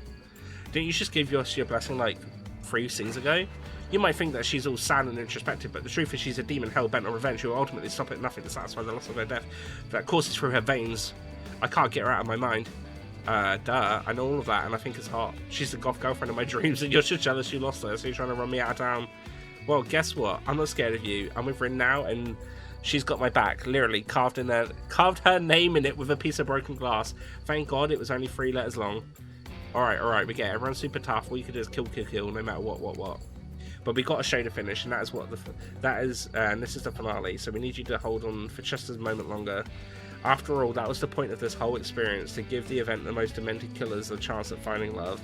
And it worked! To think my official bio called me distinctively below average. Well, look at me now, world. I'm about to officiate the wedding of 2 complete maniacs. Please, Spirit, take this bouquet and prepare your vows. As soon as you both say I do, we can send you off for your exclusive honeymoon. Hold up, nobody's saying I do today. Yeah, nobody is. Wait, what? Marriage is an archaic social institution put in place by men empowered thousands of years ago, maintaining control of the world. I'm not interested in playing their game. I'm not interested in doing what anyone tells me or living by the rule. I don't believe in deep down in my heart. In fact, now I think about it, I don't remember being asked if I wanted to take part in some bootleg reality TV bullshit in the first place. Did anyone here agree to this? I'm still not entirely sure what's going on. Spirit has manifested the katana in a moment that the mood has changed from a romantic climax to a place of terror. Whoa, we're all having fun here. If you just say I do, we can... I won't. Well, the size of Blade Claudette is no more, replaced by 2 Hask Claudette, neither of which are especially alive. Dwight is horrified. There's a chance he actually wet himself. Lucky for him, Khaki hides a lot of things. Unlucky for him, urine isn't one of them. Meanwhile, Trapper, Huntress, and Wraith are eating popcorn. Where'd they get popcorn? You were under the impression that Claudette and Dwight did all the cooking around here, so sorry, now's not the time to think about who popped the popcorn. A gruesome murder just happened. This is for you. You know what to do. Spirit has you a katana. You look on Whimper and Dwight. They feel everyone waiting for you to put them out in misery. Look, Panda, we're on a very tight schedule. You respect schedules, right? If you kill me, I'm afraid of what comes next. So I don't know, could you not? You think back to a strange moment in the Lantern Room, the Black Lighthouse, when the light hit Dwight. There was something off about it all, as if he wasn't real, or at least not really human. But that is a good reason to do him with Spirit's katana, or is that really the reason not to kill him? It doesn't make sense. The only thing that makes sense is taking control, taking it away from them, taking it into our own hands and carving out a new destiny for yourself. Kill this pathetic worm, kill him and join me on my mission. Together we'll be unstoppable. Quite an offer, what are you going to do? Kill him. You raise Spirit's katana, and with the ease of wedding cake, you cut him in 2. His dead body slumps into the ground in front of you. That was so incredibly sexy. Rin places her hands over yours and both hold a katana, your fingers intertwined. You look at the other killers and see something new on their faces. Respect. You're one of them now. Ruthless, uncompromising, splattered with blood, a killer. My father is really going to crap his pants when he sees the 2 of us coming. Oh, well that's a picture, huh? What are you waiting for, lover? You sit on the beach below the Black Lighthouse, watching seagulls devour the liver of a dead pirate who just washed up on shore. Just thinking about how much I love you, Rin. Well, stop thinking and show me. You think we'll ever leave this place? What do you care? I hope we don't. We did it! We beat the game!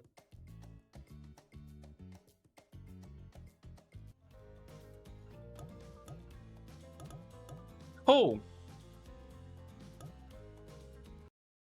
Perfect. Sort of like wraps it up well. That's actually like really fun. Like, it's such a random thing that they made this, but it is fucking great. So, you know.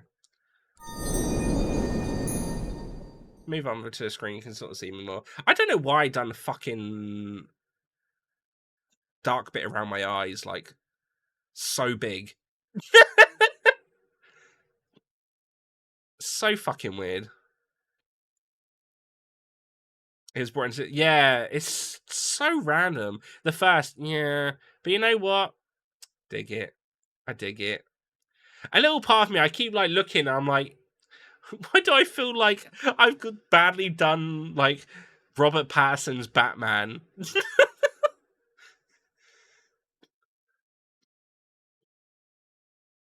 So fucking bizarre. Right. We're gonna raid Amber. She's on playing some Pantacore, which is a very strange game, but it's kind of fun watching people play it. She may be whispering because she had to yesterday, because I think the level she was on, the monster could hear them.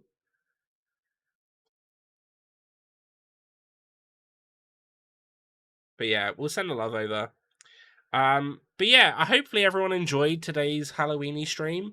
I'm going to be back tomorrow and playing Demonologist with Ray, which is very exciting. I won't be as a man, and I'll be back to my normal face. But yeah, it's been really fun today playing the Mortuary Assistant and Hooked on You. So I'm looking forward to doing some more games. But yeah, maybe we'll do face paint again at some point, but maybe better. I don't know. But yeah, hopefully you'll enjoy. If you haven't, don't forget, as usual, there's the links. Take care of yourselves. I'll miss you all. And yeah, woo-hoo.